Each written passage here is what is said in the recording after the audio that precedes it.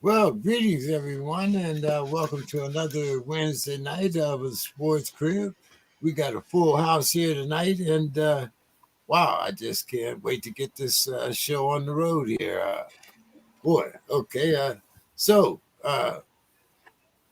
let's get our little commercial stuff out of the way here. As you can see, scrolling along the bottom, you can subscribe and donate to the Sports Crib. That's our Cash App right there, and that's all the time I spend on commercials. Okay, so what's going on, Dave? And how's everything going? Well, right now, pretty good. Came back from Monday night, which was a bizarre game, but I'll Yeah, take I, it. I see Yeah. your smile is as big as mine. It's okay. And how Well, was it? How cool was it that 1974 decided to show up and give us a football game? Absolutely.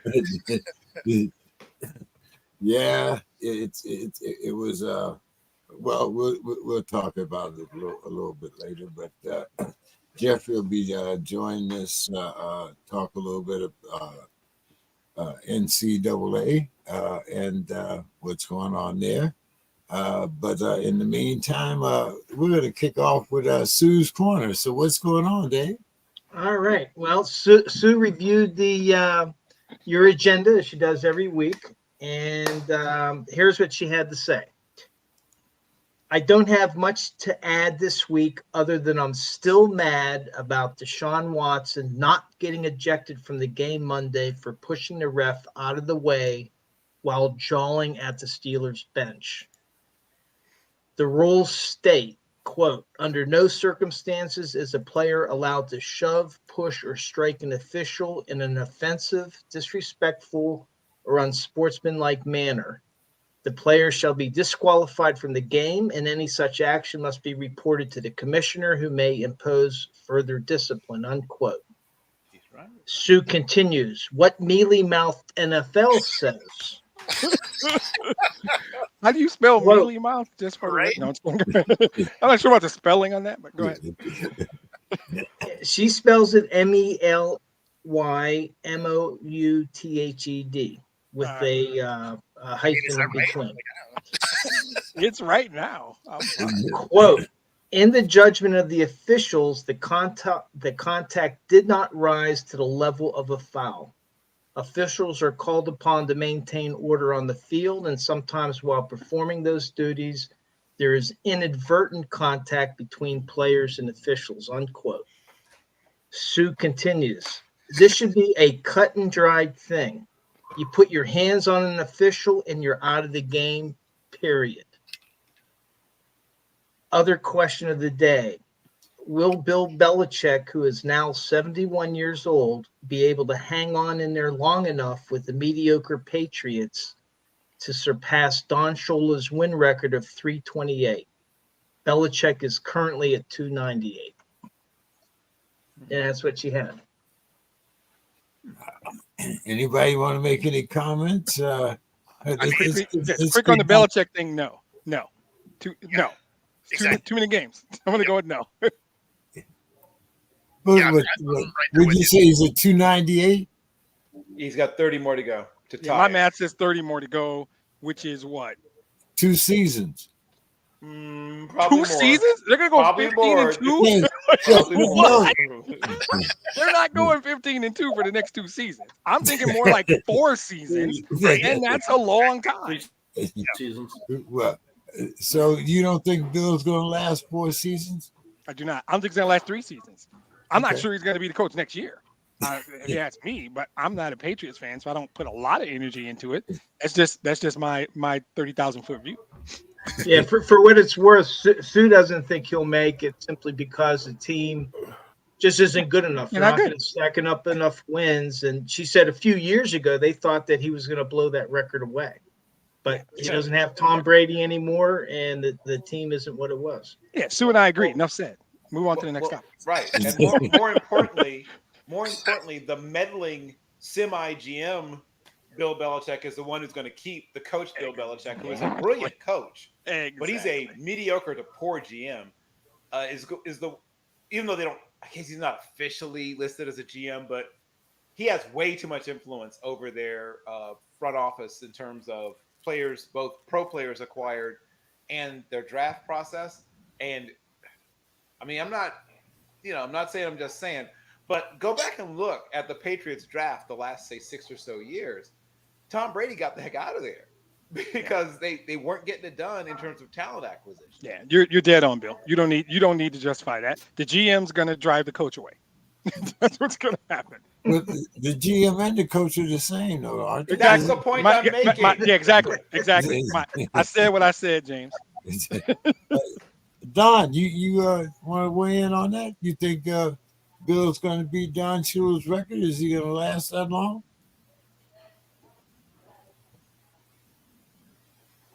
Don Hayes, are you with us? Maybe he can't hear us. Yeah, I don't Let's think he see. can hear us. It's zero reaction. All right, what does Bo think? I'm curious. No. There we go. Yeah, I like it, Bo. I think we got a consensus. I'm just going to speak for Don and say Don agrees with us too. I mean, there's no way, especially with the level of play that they have. If they're playing at this caliber, he'll get fired before he has a chance to do it. So I don't think it ends up working out unless somehow Mac Jones becomes Superman. I don't think that's going to be the thing. Yeah, it's going to be tough. Yeah. Yeah, I'm going to say, out of respect for blah, blah, blah, blah, blah, they give him one more year.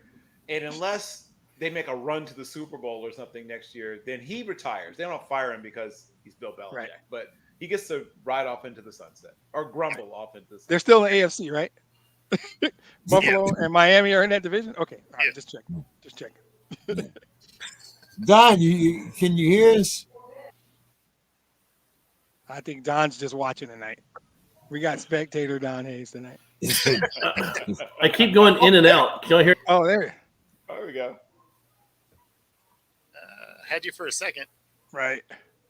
Just enough to sort of, it's like a tease, a little Right? sprinkle of Don. Just heard Ranger bark in the background. That's all we heard. I'm here, but I'm not. Oh man! It keeps streaming a little. Me. Oh, that's so painful. He's got some You know, good If shit. like- y'all can hear me, I'm saying it takes Belichick 3 seasons to catch Shula.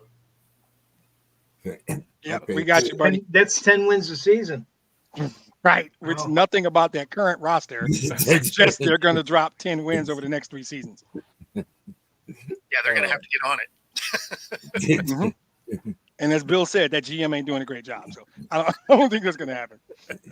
No, Demetrius, we missed you last week, so I'm going to give you a little chance to talk a little baseball before Oh, love it.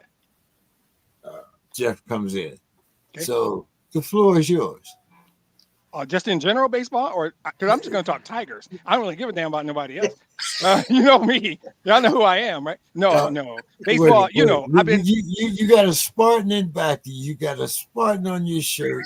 Yeah. You got a Detroit. I mean, everybody knows that, if it's Detroit. So I can talk college baseball, yeah. Michigan State baseball. The game of baseball right now is I'm old man Black Sox early in the podcast because you guys know I'm mad. I'm mad about the rules changes. I think they're trying to make their game more appealing to people who aren't really baseball fans because guys like me who love that game don't need a guy on second base in the 10th inning. I don't need a pitch clock. I don't need you to shorten the game because some jackass on ESPN says the game's too long. I never needed that. When I go to a game, I'm going to a baseball game. I will drop every cliche you want. There's a reason it's the only game that doesn't have a clock because we ain't in a hurry. We're playing baseball. We're not in a hurry. When you get 27 outs, that's when the game ends. I don't need it to be in a 3-hour window so ESPN can show me ladies basketball. I don't really give a damn. I want to watch the baseball game, right? And this is a guy, and you guys know who I am. I watch 155 to 160 games every year. All Detroit Tigers, by the way. My nights in the summer are structured around the game or the day around the game. Lions are my number one by far, but my passion, my dad and my brothers and mowing the lawn in 1984 was the best summer ever is around the Detroit Tigers. And so if I'm going to talk baseball, that's what you're getting, right? But as a game, I don't like what they've been doing. They're trying to, and I get it. It's the money, it's the TV networks. I get it. But the things they've been doing lately have been to try and placate people who don't love baseball. And I say to hell with those people. Just keep the game the way it is. And those of us that love the game will always come back. I will watch 155 games next year and every year until I die. I love that game, right? Let's stop trying to make people happy who don't really love our game. Because the ones that do will watch games. A real baseball fan has never said, this game's too long. I don't want to watch a 4-hour game. That's crap.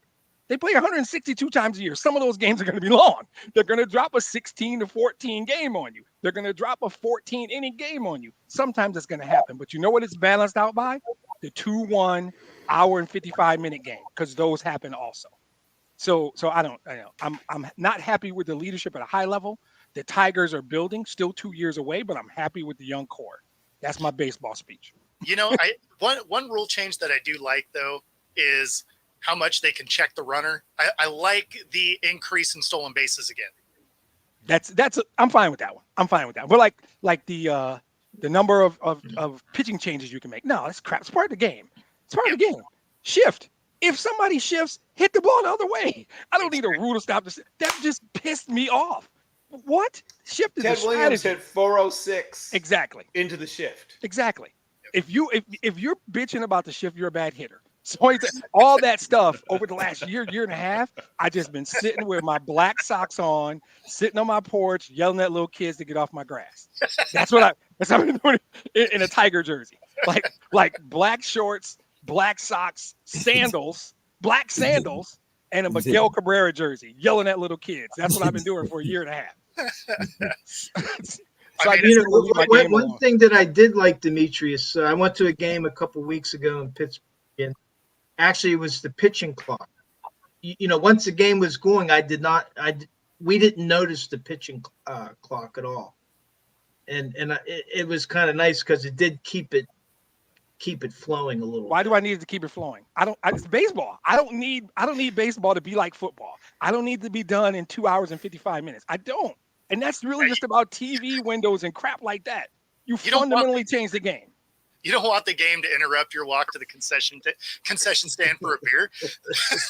I don't. The whole thing. If you're at the park, if you go to games, and I don't live in Detroit anymore, so I only get to go to I don't know what it's called, Bill. I'm still calling it Comiskey. That's how old I am. I only go down there when the Tigers come to town, and I'm still calling the place Comiskey. That tells you how old I am. What is it? Cellular company or something? No, I don't know. It's guaranteed rate now. Guaranteed rate. What? Guaranteed Oh my rate. God! I don't like it either. It's the worst. But everyone still calls it Comiskey. It's not just you. It's new Comiskey, old Comiskey, whatever. Only when the Tigers come to town. But that game, when you go, is an experience. It's not about we got to be out of here by 4 o'clock. If you're that dude, don't go to the game. Sit around and watch your watch or something. But I don't know why. All right, most of the ones aren't watching the end of the game anyway. The game's the game. It's still a beautiful game. Still, if you love the game, you never stop loving the game, and you didn't need any of these changes. I didn't need any of those changes. I know I am yelling in the wind or doing something else into the wind, as the Army guys are probably saying. I'm probably doing something else into the wind, right? But I'm still mad. So I change it back. I don't need any of that crap. Now, as a guy that works the concession stand for the Padres occasionally, I can tell you that it does not seem to me that there has been a drop in attendance. But what I have seen, and maybe it's just because it's California, but it seems to me that I have seen an increase in women and families attending games. It's not because of the pitch clock or putting the dude on second base in the 10th inning. That's for damn sure. I'm certain of that. I think the game is the game. It's a generational game. I loved it because my dad loved it. And he probably loved it because his dad loved it. And that's the way it works. It's okay to not be football. We're never going to be the NFL. That's one of Bill's favorite sayings. The NFL, in terms of revenue, is an unstoppable killing machine. They print money. We're never going to be that. And teams like my Tigers and Pirates, I assume if Bill liked baseball, he'd be a Pirates fan. We're always going to have to. Whoa. whoa. Scrap. If I like baseball, I like. No, I'm sorry. My- I'm sorry. I said Bill because I was looking at you, but I meant David. Sorry. Okay. The guy in Pittsburgh. I meant David, but I was looking at you for your reaction and said your name. I know about you. Don't worry. See, there you go. There you go. The Pirates will always have to play a certain way, and I'm sure David knows that, and it doesn't stop him from loving his team. I don't know. If there are people out there who say, "Oh, the game is so much better now," we just disagree. Just go eat a granola bar and drink a smoothie and get away from me. I want to ask a question here because I know how things are in California, and I'm gonna do like Demetrius, and I'm gonna put words in Bo and Don's mouth from Texas Awesome. and Washington. Little League and Pony Baseball, and even I guess semi-pro. We have a lot of that out here in California and on the West Coast. But I noticed when I left Pittsburgh that there were fewer Little League fields available. There were fewer high school baseball leagues available. Is that? I mean, am I just focusing there on the East, or has baseball become like a secondary sport on the East? As far as our major sports. I think in the I actually live in the DC area, and I know in the city of Washington they were trying to reintroduce the game, but part of it is because of all the equipment required. Basketball, you got a ball, and you can nail a hoop to a wall, and you got a game going. And then I think part of it was all of the equipment, and I know that there's a push in the suburbs. Baseball's still pretty popular, among the youth. But I think and this is just an impression I have. I don't have any statistics, but my impression is that in the cities, where you have a lot of the youth leagues, baseball was de-emphasized over the last few decades, and they lost players. Is what my impression is, and they're trying to get them back, just like football is trying to sponsor flag football. Right. For the same reason, they're trying to get the young people interested in their sport. So my dad grew up on a hog farm. His grandparents were tenant farmers. They eventually owned 112 acres, which is a miracle, right? Thomas Carroll literally never learned to write or read. He never spent a day in school. His older brothers and sisters were slaves. His parents were slaves. And his wife spent about 3 years in school. She could read and write. But all the children in that area of Surrey County where it was played baseball every day, with the exception of like really bad weather days. And they didn't have any equipment. I mean, sometimes 2 or 3 kids would have gloves if they asked for gloves, and they looked in the wish book, the Sears catalog, but they would share. The gloves would be shared, like between both teams. They'd be the bases, right? They played with broom handles, big pieces of wood that they sort of shaved down with their farm implements to make in the bats. So the equipment thing is sort of an excuse because you think the kids in San Pedro de Macorís, Maracaibo, and all those places, in the poorest parts of the Caribbean have equipment? No. So the equipment thing I'm not quite buying into because poor kids have been playing baseball for 170 something years now with whatever they can find to play baseball with. Because baseball was the sport, right? My dad got introduced to football when he was in his teens, basketball while in high school. So once again, well into his teens, but he was introduced to baseball shortly after his birth. So the issue that baseball has is it's not our sport. It's not America's sport anymore. That's the real problem baseball has. It's no longer America's pastime. It's no longer the counter sign. You know, if somebody makes a war movie now, the counter sign isn't, you know, damn Musial or whatever when someone says, you know, Stan the Man, right? Or whatever. Like that's gone. Everything has moved away culturally. There's still people who love baseball. A couple of us are even here on the show. But culturally, right? America no longer identifies with baseball as the most American of sports. It's no longer the most American of sports.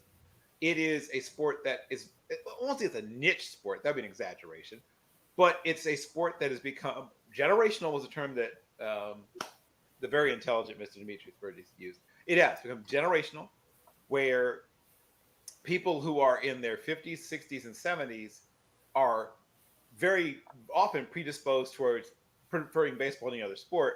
People in their 40s and 30s tend to be football if they're serious fans about something, you know, and NASCAR and whatever. But once again, baseball's still above NASCAR. It's still above pro wrestling, above boxing, even things like that. But it's, as Demetrius said, football has pulled off. Like, it's no longer even a fight anymore. Like, that fight was over. That fight ended probably 30 years ago. Maybe more like 40 years ago. The fight ended. Like, that's over. Like, baseball is no longer even competing with football. It's now competing with whatever's coming up in its rearview mirror. I don't know, MMA, whatever. I have to go back and see what the viewership numbers Basketball, on. I think, is the next closest. Yeah, probably basketball, right? Of course, basketball. So that's what it's got. Basketball in its rearview mirror, and basketball, of course, is perfect for an 8th grader who's chock full of Mountain Dew. So it does have that issue to try to overcome, that all the things that make baseball a perfect and beautiful sport to someone who, you know, was born when Kennedy was still alive, is a sport that is literally unwatchable to somebody who grew up with constant streams and bits and bytes and flows. Somebody used the word flow, flowing data, right? Coming at them. There's a whole generation of people who don't ever do one thing, right? Ever. Except maybe when they're asleep, maybe. Like they're constantly doing multiple things all the time.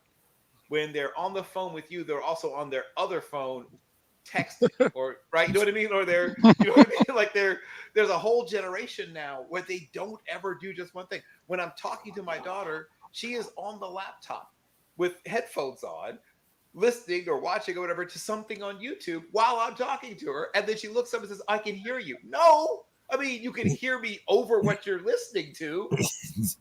I guess technically speaking, you're right. There's an entire generation that baseball will never capture them because there's not enough stuff happening.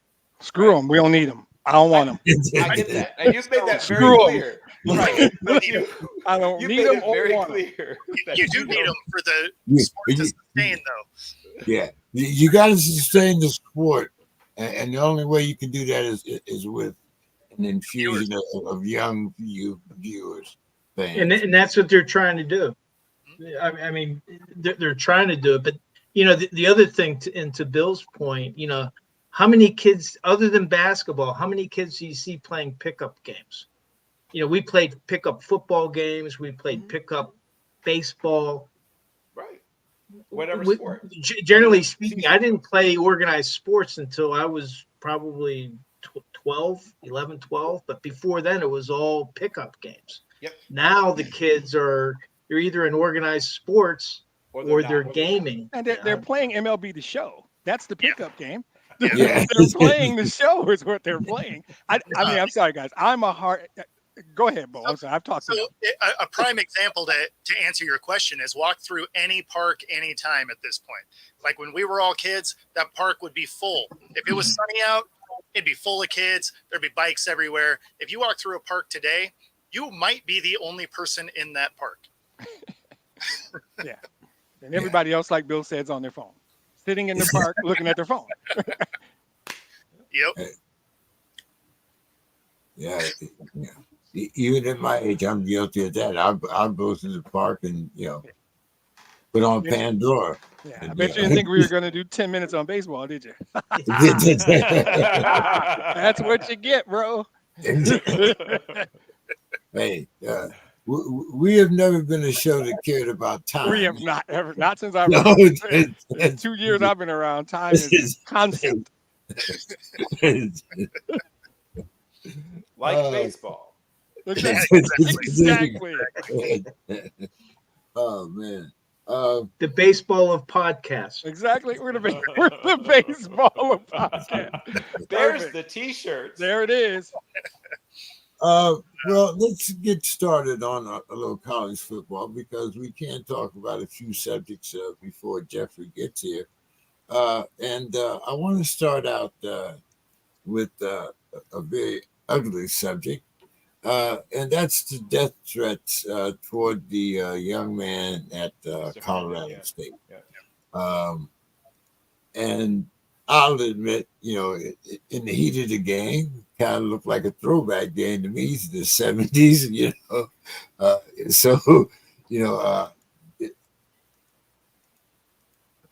what do you guys think about this whole situation? And once again, it goes back to social media and whether or not this young man will be able to handle that type of vitriol. And I'm going to start with you, Demetrius. What's your thoughts on this whole subject? And I'm sure you probably saw the hit. It was all over YouTube and everywhere else. But go ahead. Yeah. So again, let me put on a second pair of black socks. This is still football, right? And so I think we should be able to, as human beings, discern intent versus unintentional. There are things that are a part of this game that everybody on this podcast loves, and they happen. To me, it's like, and I got to admit, I have metaphorically, in the most heterosexual way, fallen in love with Deion Sanders, and it was very, very simple, very, very simple. What Deion said, it's a young man playing a game. He was doing his job. It's so quick, right? My football career lasted one play. That's the final thoughts. I'll tell you guys. No, it's easy. They lined me up at tight end. I ran a crossing route, and I got hit so hard that I got up, took off my helmet, and said, "I'm a baseball player," and I never set foot on a football field again. And I am not ashamed of it. You Charles Barkley'd your way off the field. Absolutely, one play, and this guy cleaned me up. I'm still mad at that quarterback, but this game is so fast. Those of us who never really played, Bo can probably tell us. It is so quick. We watch it on TV. We see slow motion replays. The idea that someone can stop what they're doing like that, stop what they've been trained to do, what his eyes, his body, what repetition tells him, this is what I'm supposed to do. That kid just made a play, man. It's a kid. He made a play in a football game. And how human nature or human behavior can take something like that and go to the level it goes to.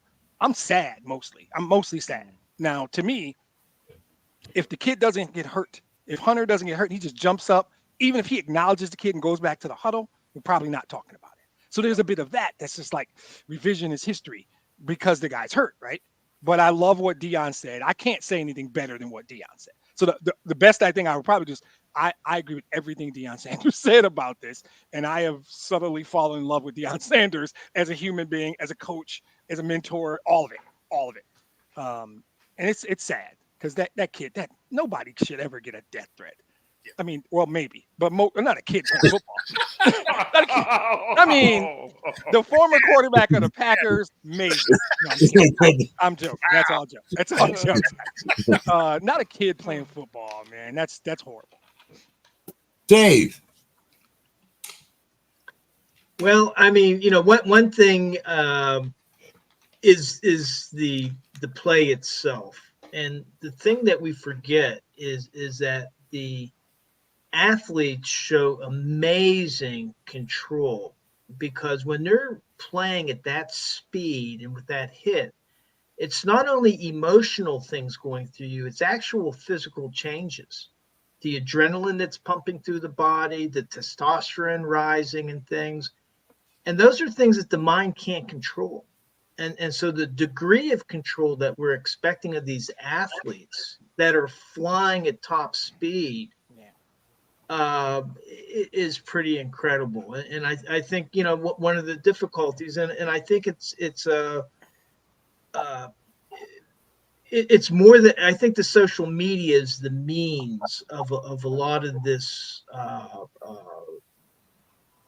bad blood going on, the threats and all this kind of stuff. It just makes it easier. But I think that's something that has to be chilled out. There was a New England Patriot fan that was just killed in a fight with the Miami Dolphin fan. Something needs to be encouraged to stop that, and people have to understand with these athletes, they do get, like, I was at a game, I witnessed a devastating injury to Nick Chubb, which I'm sure we'll talk about later. And I know that Minka Fitzpatrick felt very bad about it. He went up to Nick Chubb while he was on the cart, just to I don't know what they said, but he did go up to him. But it's just the speed of the game, and that's what people have to understand. Is a lot of times these people, there may be exceptions. There's some Cincinnati players that going back into history, but I mean, for the most part, these players show amazing control, and that's what fans have to understand and kind of respect, that these players after the game, a lot of times they're friends. They'll pound each other in the game, but afterwards they're actually on friendly terms. So I just hate to see that. It's not good for any sport. Well, Bill, go ahead, Bo. Yeah, so I mean, there's a couple of things with this. So with the play itself, it was a dirty play, right? The ball had already hit the ground. He had 3 steps before he created contact. Like, he easily could have just ran across the face of those 2 guys. But, he wanted to make a statement. And again, if he doesn't get hurt, we're not talking about it. And, if you think back to, our era of coaching, we had if you're going to get a penalty, make it count, right? Like, if you're going to get a PI, or you're going to get a unsportsmanlike conduct for hitting somebody, like, make them remember the hit all game, right? And so I think it was more of that. Like, he wanted to make a statement. He wasn't trying to hurt the kid. And then, conversely, I agree wholeheartedly with what Dion said, because the kid was out there playing the game, like he said, best of his ability, made a mistake. I mean, you can't burn him for that. Like, it's a game. So at no point should anybody ever get death threats, especially over a game. It doesn't make any sense. So yeah, I agree with everything that Dion said, because I mean, what are we doing here?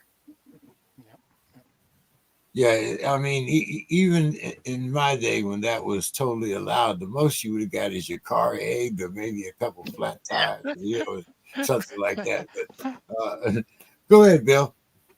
Well, 2 things. I think part of the empathy and understanding is because Deion Sanders has gotten death threats before. For those who don't know, okay, just to clue you in, he's gotten death threats before. He knows what that's like. He was Deion Sanders before it was cool to be Deion Sanders, and now it's cool, right? I mean, we now live in a post Stuart Scott America, so people have now gotten a little more used to what we now call swagger. But remember, Deion was being recruited to play big-time college football in the mid-1980s, right? Played in the late 80s and early 90s. And not all of white America was, what's the word I'm looking for? Ready, accepting, okay with, tolerant of him. So yes, he's familiar with what it's like to receive death threats. That's the first thing I think you need to understand his reaction. 2, though he's new to Colorado, I think he's begun to understand this is the biggest game of the year. Now, Colorado is going to move both sort of culturally as a football program and in other ways to a point where this game isn't as important. But Colorado State isn't. just to remind everybody, just because you moved on from your ex doesn't mean your ex has moved on from you. This is the biggest game of the year for Colorado State. And their coach, for whatever reason, Coach Norvell put an even bigger spotlight on this game. This was the game. And Colorado State came within a whisker of winning it. They committed, 19 accepted penalties in that game? Some crazy number. Yeah, it was And like still, 189 yards or something. It was insane. right. And still came within this much of winning that game. So imagine how hard those kids from Colorado State were playing, knowing they're outmatched. There's no 5-star player who's even visited their campus in the last, I don't know, quarter century. I mean, I guess When I plugged it, it died. I know. Plug it in there while you're. John, sir, we need you to mute. Can you mute him, James? Or we have a new segment of the I should be able to unplug it and just carry it in there for about 4 or 5 hours. Called computer troubles at Hayes' house. I think I need it. Can you mute him, James? Or just I'm trying now. Oh, okay. Send him Sponsored by backstage for a Geek bit. Squad. Don't let this happen to you. Right. He doesn't even know. Live podcasting is fun. It is the best, isn't it? Right? But as was said, we all are in agreement that there's never any reason for a young person who is attempting to win a football game against their most hated rival in the most watched game in the history of their football program. Do you know how many people watched that game? I mean, like every record that that Colorado State football has since they've been televised got broken that night. Never have. First of all, they're in a part of the country where they're not West Coast, they're not East Coast, right? That's the first thing that works against them, and they're not even the big school. So Colorado State football definitely has a serious case of little brother syndrome, and they came to show their big brother and America, right? On the other sidelines is Master P, Lil Wayne, Snoop Dogg. Hell, you could wipe out half the rap industry if a comet landed on the sidelines at Colorado, right? So this is the biggest game any of them has ever played in, and most of them will ever play in. So yes, they were all playing out of their minds, as if they knew that this is it. They'll never be watched, most of them, by this number of people ever again. And some guys made some money that night, right? There's a wide receiver at Colorado State who I promise you is going to get more NFL scouts coming to see him play because of that game. But what everyone said, like everyone said, this is a young man playing as hard as humanly possible to the edge of what's allowable. And hey, this injury happens. Even when nothing happens, this injury happens, right? We've seen guys go down. It's like, I didn't even see, like, what was that, right? Think of all the times we've seen a guy get carted off and we never saw what happened. Yeah. So this, unfortunately, was spotlighted for a bunch of different reasons. I mean, because it's the most important player and a player who's going after something that we haven't seen done in a long time, and he's a truly special athlete. But yeah, everything that Coach Prime said is 100% on the nose. And I am hoping that people will put this kind of thing in perspective. And the next time something like this happens, hopefully people will not be jackasses. Yeah, good luck with that. Right. Good luck. Yeah, I'm with you. Good luck with that. With that one. Jeffrey, how are you doing this evening? Mr. Fan. Hi, everyone. Glad to be aboard. Oh, man. We were talking about, of course, the situation with the young kids from Colorado State getting death threats and whatnot. So before we get into the ACC, would you like to make a comment on that? What do you think about young man getting death threats, despite of whether the play was legal or illegal or whatever? Yeah, that's just taking it too far. I mean, I'm not sure. You go back and look. Maybe there was a clip of a Boise State, Oklahoma highlight of a hit that was not even penalized. Whatever, was it 10 or 15 years ago, and it actually looked far worse than what happened in that game. I don't really know if I even think the play was all that dirty. It was definitely penalty worthy, but the death threats were definitely over the top. He penalized for it, and I will say I thought Coach Prime handled it perfectly. Kind of coming to the defense of that player and just speaking to whoever was making those threats against the Colorado State player, and kind of putting everyone at ease. And I don't know what's been the result. I don't know if he's gotten fewer or anything like that, but I thought Coach Prime handled it perfectly and really kind of took charge of that situation that had gotten out of hand. Yes, yeah. Uh, as we all have kind of said, yeah, we applaud the way Coach handled that. So, Jeffrey, what happened since the last time we talked to you about the ACC? I mean, well, you tell us because things have certainly changed since the last time you were on the program. Yeah, it's not been a typical beat up on the ACC year in the non-conference the way they had been the last several years. I mean, I think I was even on your show saying that Florida State I thought was going to beat LSU and that I felt like the conference was moving in the right direction. But I mean, you're never really sure until it plays out on the field. And I mean, for the ACC, I mean, they really couldn't have asked for a lot better start than what's happened in a non-conference. I mean, they got Florida State in the top 5.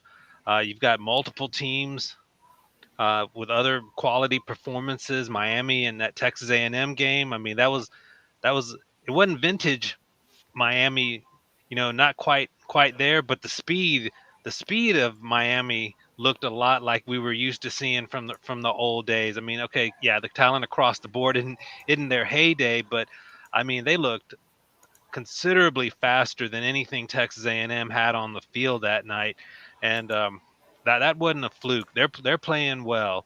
They're not going to win the national championship or anything, but that's a team that if they keep going in that direction, can win 9-10 games and be a fixture in the top 25 all season. Kind of came out of we mentioned Florida State.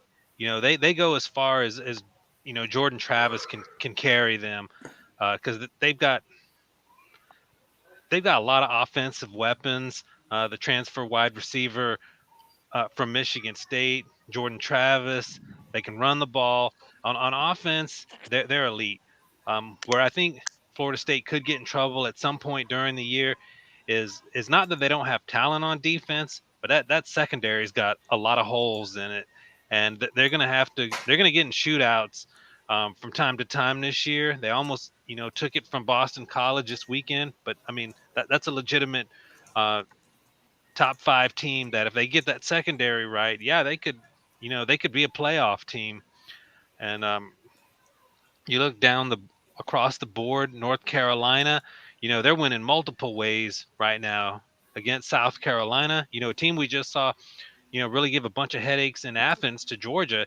I mean, they thumped South Carolina, sacked Spencer Rattler, I think 9 times that night, and winning with defense. They come back against App State, have to win a shootout there in a game that went to overtime. Then they come back against Minnesota, and that defense showed up again. They got to take it on the road now this weekend against Pittsburgh, but they look more.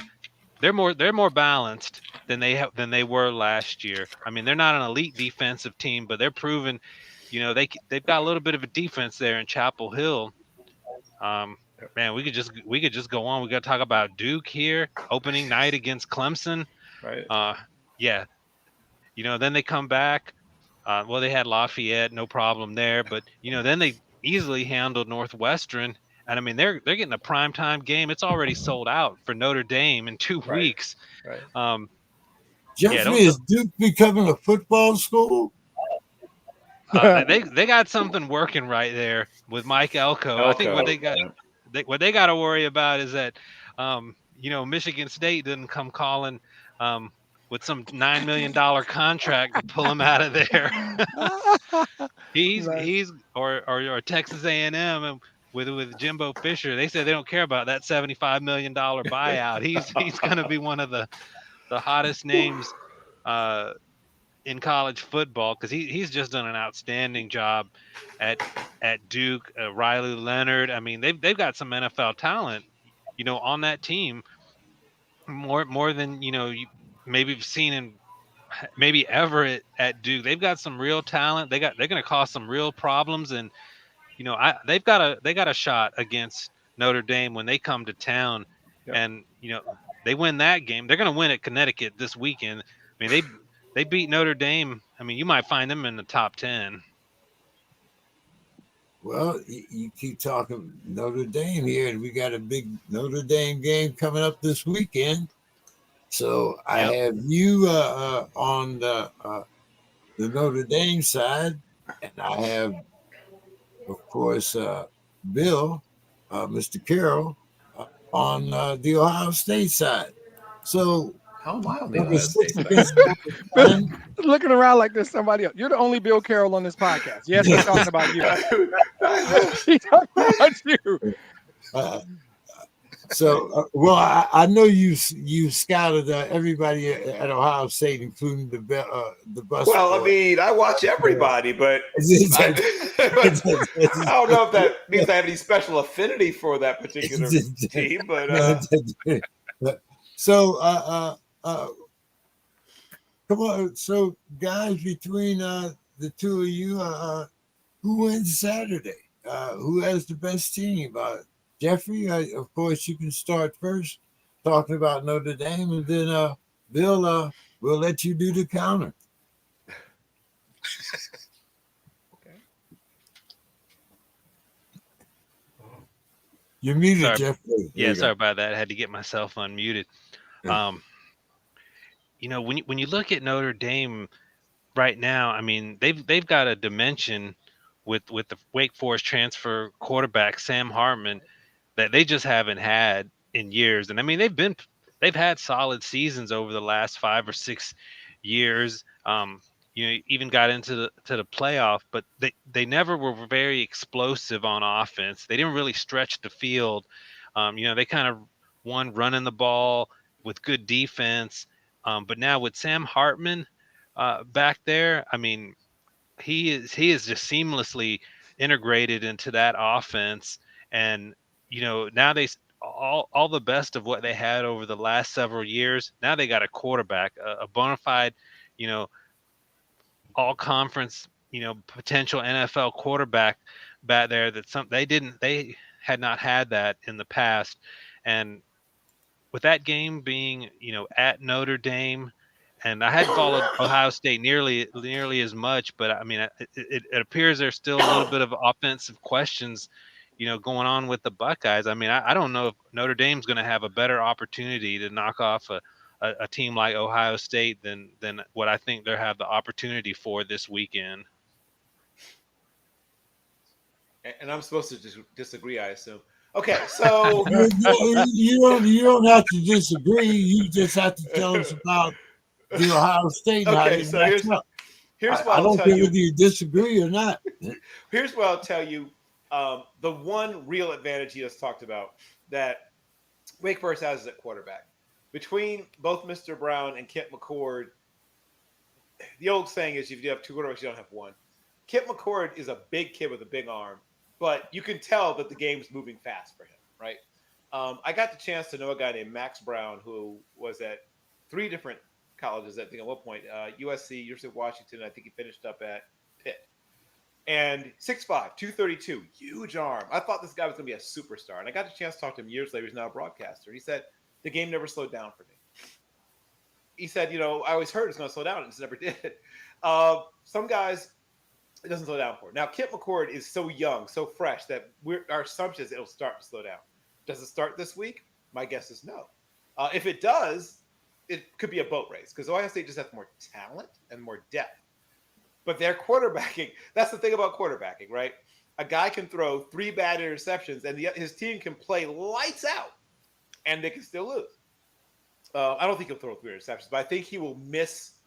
He leaves a lot of meat on the bone, is the term you hear used, right? When you go back and look at the All-22, you see him taking checkdowns when touchdowns were available. You see him trying to force the ball down the field when the check down would have gotten you 12 yards and a first down, right? He's just seeing all the wrong things. He's seeing, and it's, once again, it's a young guy. I think he's 19 and a half, something like years old.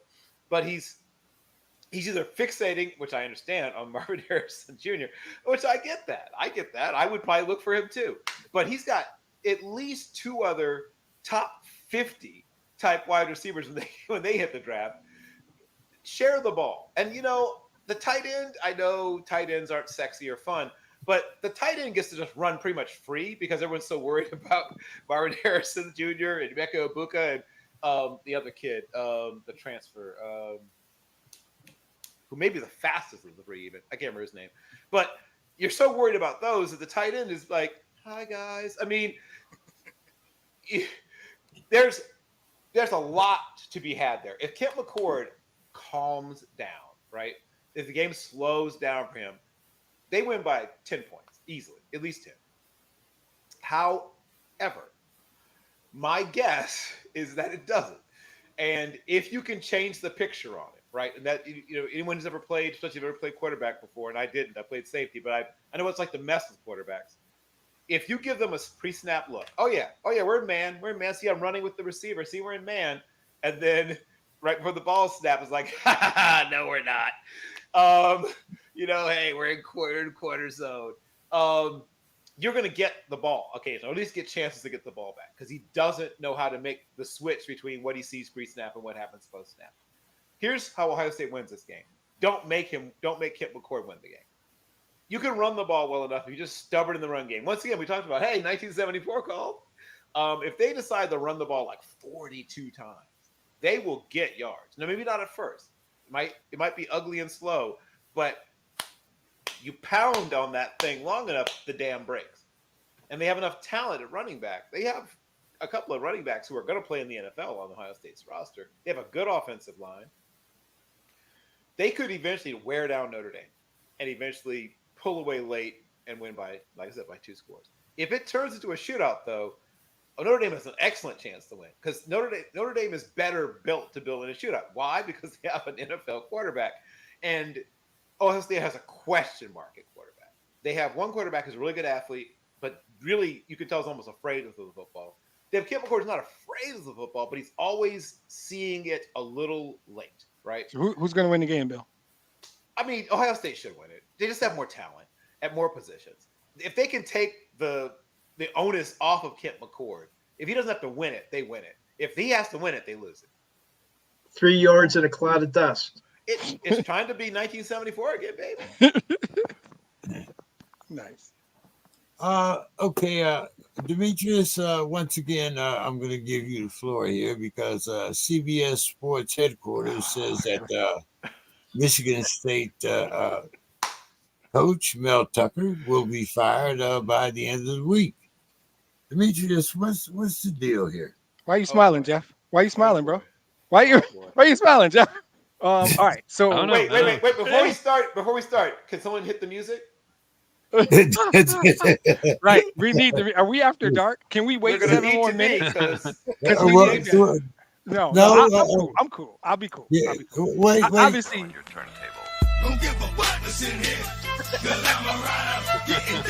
right, we're after dark. So that's the cue. Okay, so you all know this is my school. So this is personal to me. So the reason all this, why I got the background and everything, is because this is one guy doing one thing. This is not my school, and I'm tired of people like bashing my school. Like, Fan took a gratuitous shot earlier about us stealing his coach, except he's not wrong, and we might steal that dude. So he wasn't wrong. But so this thing is so layered. I can't go that long, right? It's a lot of layers to it. So there's a couple things I'm not going to dig into. I'm not going to talk about his marriage. That's between him and his wife and his kids. Like, I'm not going to talk about her activism or her being a survivor. Because if he did what he's accused of doing to any woman, it's wrong. It doesn't make it more wrong, right? It's wrong if that's right. I don't want to talk about a romantic relationship. A reasonable person would assume he probably thought they were in some kind of relationship, because you don't do that kind of shit with a stranger, do you? Maybe I'm old man black socks. I don't know. So I don't know. I'm not talking about phone sex, because we're all adults. If you think two consenting adults don't do freaky shit every day, you're a different kind of cat. I ain't trying to be the moral compass here, but we can't be disingenuous. If people are getting fired for phone sex and masturbation, a whole bunch of people losing their jobs. Sorry, that's not what any of this is about. There's a conversation around him having enemies in the program. Yes, he does. I'm here to tell you that happens at a lot of schools. When he first got hired, there were people in the program who didn't want him. They thought it was rushed and hasty, because it was. Because D'Antonio retired in like February. Horrible timing. But you knew you had enemies in the program all along. And then when he signed a big contract, you got more people who wanted you out of here, and they were looking for a reason. What I will talk about is what I'm going to call the bottom line. You're the head coach of my football team. You are the highest paid person at that university. Dude down the hall, who's been grinding for 25 years, should be, right? And has done nothing but be a pillar. One of the three people I respect more than almost anybody in sports is Tom Izzo. You are the highest paid employee of that school, right? You are the head football coach at Michigan State 24/7. You don't get off time. You don't. And for you, who knew what was in your contract, because I assume you had a guy with a law degree read that shit before you signed it. You knew there was a moral turpitude clause in your contract, bro. You knew this. So even though you might have been sitting there thinking you were having phone sex with your girlfriend, she clearly didn't think she was your girlfriend, and it wasn't cool. So the clear, undeniable fact that I'll finish on is the only thing that really matters is the moral turpitude clause reads that if you bring public disrespect, contempt, or ridicule, I think is the word. That's what I'm told that clause says. Public disrespect, contempt, or ridicule on the university, they have the ability to fire you for cause. Because make no mistakes, guys, this is about $77 million, right? It's about his reputation, I guess, but it's about $77 million. But when you have a Title IX sexual harassment suit filed against you, that's the definition of bringing disrespect, contempt, and ridicule on my university. I am not sitting here saying he should be fired. Should have fired him. They're just going through the process. In the real world, his ass would have been gone like months ago. But there is a process, and we all have jobs, and they have things called PIPs. So Mel Tucker's been on a PIP for the last week. That's what it's called, a performance improvement plan. That is a step toward firing your ass. That's what that is. I work in that world. Right. This ain't about that, right? He thinks he's fighting for his name. You're a grown man. You were a football coach at my school 24/7.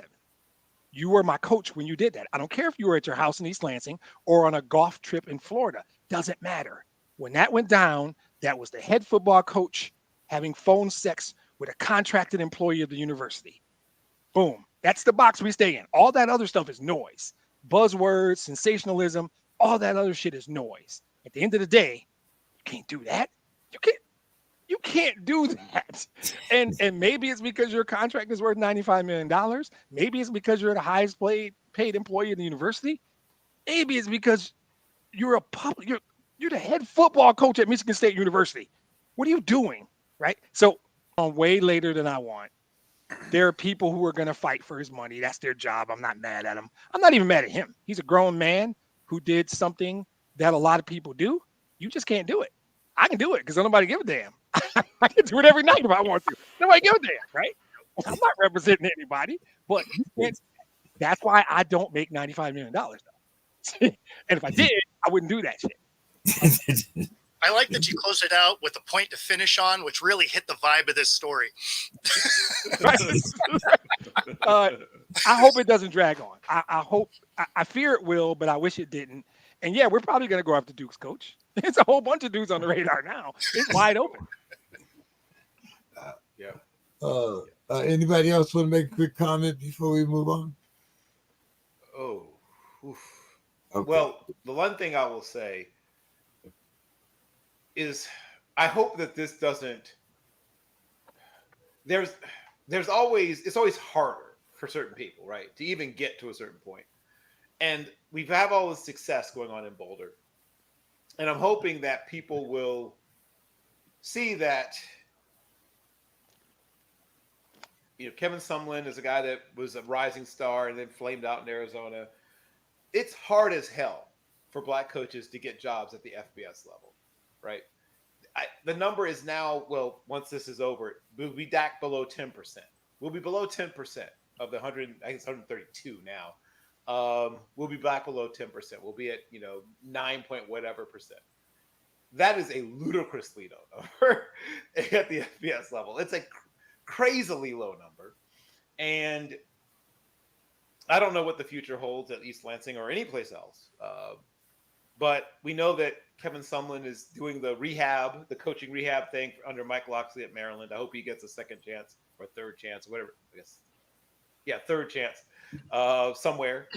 I hope that somebody at some point gives Tyrone Willingham another shot. Because if you look back at his numbers at Notre Dame, they're not any worse than all the coaches that got to coach both before and after him there. But the main thing I'm going to say is that there's this overreaction, not to what was done, because that if what we're hearing is true, that the reaction is completely justified to that. But no one has this reaction to saying we should be more careful about hiring a white coach after Hugh Freeze does what Hugh Freeze does, right? No one says we need to be careful about hiring a white coach or a Southern coach or whatever, right? This only happens with minority coaches, right? If a woman does something, it's like, oh, we should be careful about considering another woman fill in the blank. If a black man does certain things, we should be careful about hiring another black man. This doesn't happen with white male coaches or white male leaders, period. No one says, oh, we need to be careful about hiring another white male to lead whatever. So I'm hoping that every place that's considering hiring someone to lead their football program, this doesn't enter into the conversation. That's the only thing I'm concerned about. And Bill, I'm going to just, you're right, but I don't think this is uniquely stupid shit that he did. Oh, It's nothing to do with being black. I don't think they're going to label all black guys with this shit. I hope not. That would be a real shit. I would like to believe you. I would right. like you to this be is right. a uniquely special kind of fuck up when I don't think it's going to be tagged to race. Yeah, I want you to be right. I do. I very much want to agree, and I want you to be right. Yeah. Bo, I'm going to come to you here. We have a couple undefeated teams. Washington State is 3-0. UCLA, both of them moved up 2 spots, the 21 and 22 respectively. We talk about number 10 Oregon, and we still haven't mentioned number 14 Oregon State. But Bo, talk about your Pac-12. Just in time for this conference to go away. We have 8 players in the top 25. I feel like go out with a bang, I guess. There's actually, 5 quarterbacks in this conference that have a shot at a Heisman. So, I mean, it's impressive the way the Pac-12 finally came back around to being a dominant, conference to, again, disappear next year. So, as a Washington fan, right, as a Huskies fan, it's sad to see this go away. But, I guess if you have to see it go away, this is the way to do it. Of course, like everybody has predicted, the draft next year is going to be amazing. And a lot of those kids are coming out of this conference. Yep. Okay. All right. But where'd you go to school, Bo? Washington State? No, believe it or not, my route to play in pro ball was unique. I am a high school dropout. Okay. So it was sheer talent alone that got me there. And humility, talent and humility, obviously, right? It was speed, is what it was. Speed. Yeah. What school, so how about this? What school do you ride for? What shirts are in your closet? UW. Yeah, I'm a Huskies fan. Right. You're a Husky guy. All yeah. Right. Yeah. But for me, it was speed. I ran a 4.340. Nice. Oh. I wish I could have ran a 4.340. Yeah. You guys see Jeffrey's face? Jeffrey's face is like, wait, what? Yep. Yeah, a 4.34 is my official time. Nice. So, and then I had a good vertical too. At 5'10", I could dunk a basketball. Wait. All right. So I got to be the guy. I mean, nobody else going to say it, right? The white dude is on the podcast telling us he had a 40-inch vertical and a 4.3. I'm going to need documentation. I got to be honest, man. I'm going to need document. I'm kidding. I'm joking. No, I'm just joking. He said, I called his bluff, and he's getting it. He going to prove it. Oh no! If I had a 4.3, 440 and a 40-inch vertical at any point in my life, I would have pictures. I would have graphs. I would have a PowerPoint presentation. My background would be me dunking a basketball. But I'm 6'4", so I didn't need 40 inches. Yeah, see that's cheating. It doesn't count. It doesn't count. I keep trying to get to 6 foot, but man, 42 years later, I don't think I'm going to get there. Well, while we're in such a jovious mood here, let's talk about Mr. Johnny Manziel saying that he saw glimpses of himself in the current Aggie quarterback, Mr. Connor Wigman. Is it Wigman, Bill? I have to get at the Bill or Jeffrey because I got nothing for you. So Jeff or Bill going to take that one. Jeffrey, what did you think about that? About that? ACC? What are you talking about? That. You know, when I watched that Miami game and Texas A&M, comparisons with Connor Wegman and Johnny Manziel did not come to mind. Yeah, that was kind of a stretch there. And yeah, I don't know. I guess he was just. I mean, he's a fine quarterback. Don't get me wrong, Connor Wegman, but Johnny Manziel, I'm not seeing it right now. Not when Manziel was in his Aggie time. I thought maybe Johnny was had followed in the steps of Mr. Ayahuasca and had probably smoked something before he made those remarks. But Bill? So here's what I'm going to say. Oh, wait, hold on. Getting a call. Oh, Jonathan Paul Manziel. Yes, this is the attention you ordered. It's on the way, sir. Jonathan Paul Manziel. Great. I mean, I don't dislike this young man. I really don't. I'm going to sound like I do, but I don't. I feel like at some point in his life, his entire being centered around, that's the thing about, say, we talked about Prime, Deion, whatever. He separated Deion Sanders, father, husband, coach, from Prime Time, the brand, right? And we weren't even using the term brand in the days when he first sort of did it, when Boz first split off Boz from Brian Bosworth. We weren't using the term brand to describe athletes yet. But these guys were ahead of the curve. They were doing it before it was cool.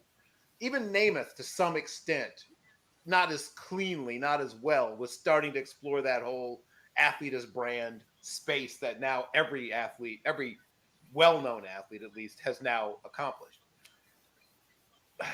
Obviously, it didn't work quite the same way with the aforementioned Jonathan Paul Manziel, but he clearly can't. He keeps saying he's moved on, right? But clearly he hasn't, right? If you truly have moved on, you stop. You don't do stuff like this. Connor Wegman resembles Mr. Manziel in two ways, three. They are both white. They are both quarterbacks, and they both played at Texas A&M. End of comparison. That's it.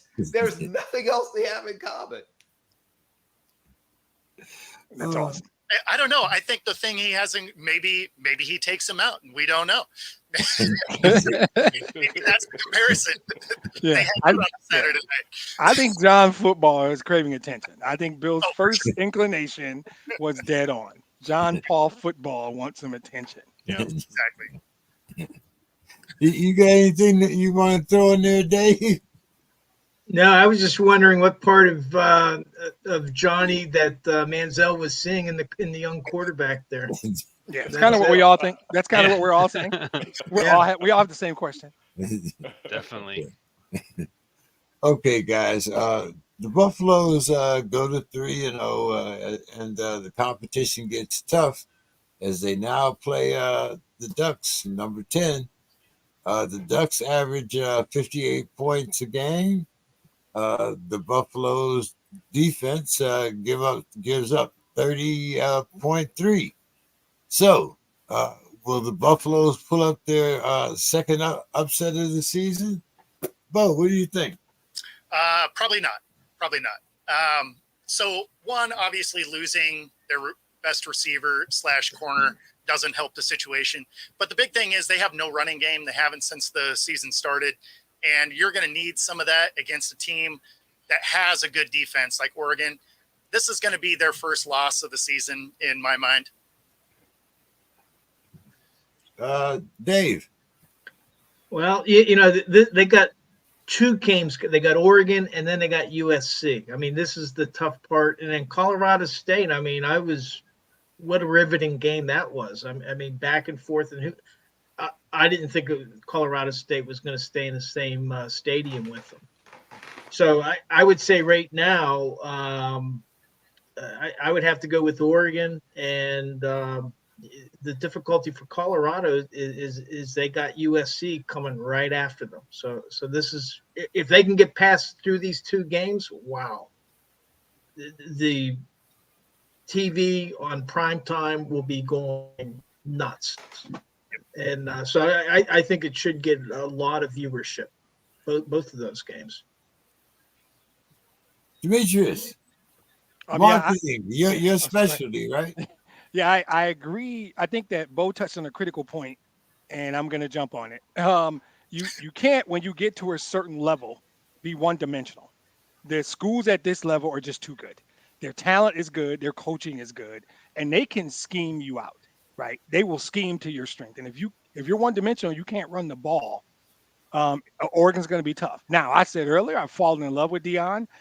The guy might be able to pull this off, but at me as a guy looking at this, now you're starting to play a level of competition where being one-dimensional on the offense side of the ball, they're talented enough and they're well coached enough that you're not going to beat them playing one-dimensional ball. You might hang around for a while.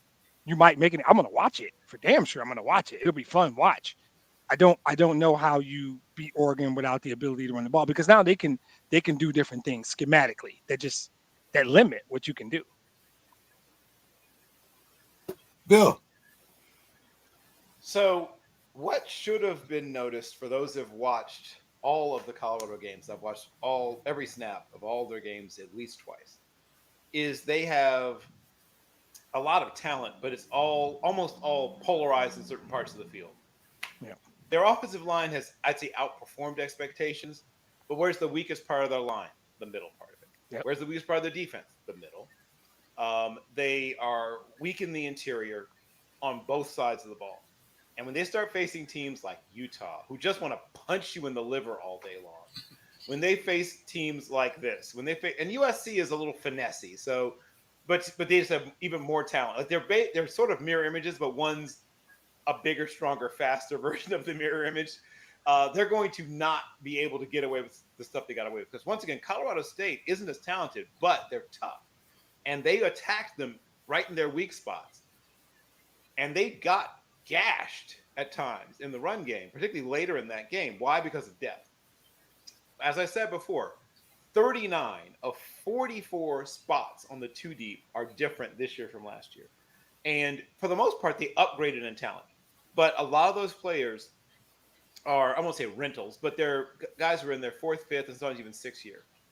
And what happens is when you bring in these players who already have a certain amount of wear and tear and they play deeper and deeper in the season, you're going to see, unfortunately, some of these, repetitive use and whatever injuries start to pile up. They don't have the depth behind it. So they're going to get off to a fast start. They've gotten off to a fast start. But in the meat and potatoes part of the season, when they play bigger, they can meat and potatoes, bigger players, bigger teams, you're going to see some cracks in the facade. I think they are very close in this game. I think it goes right down the wire, but I think that they come up a little bit short this time.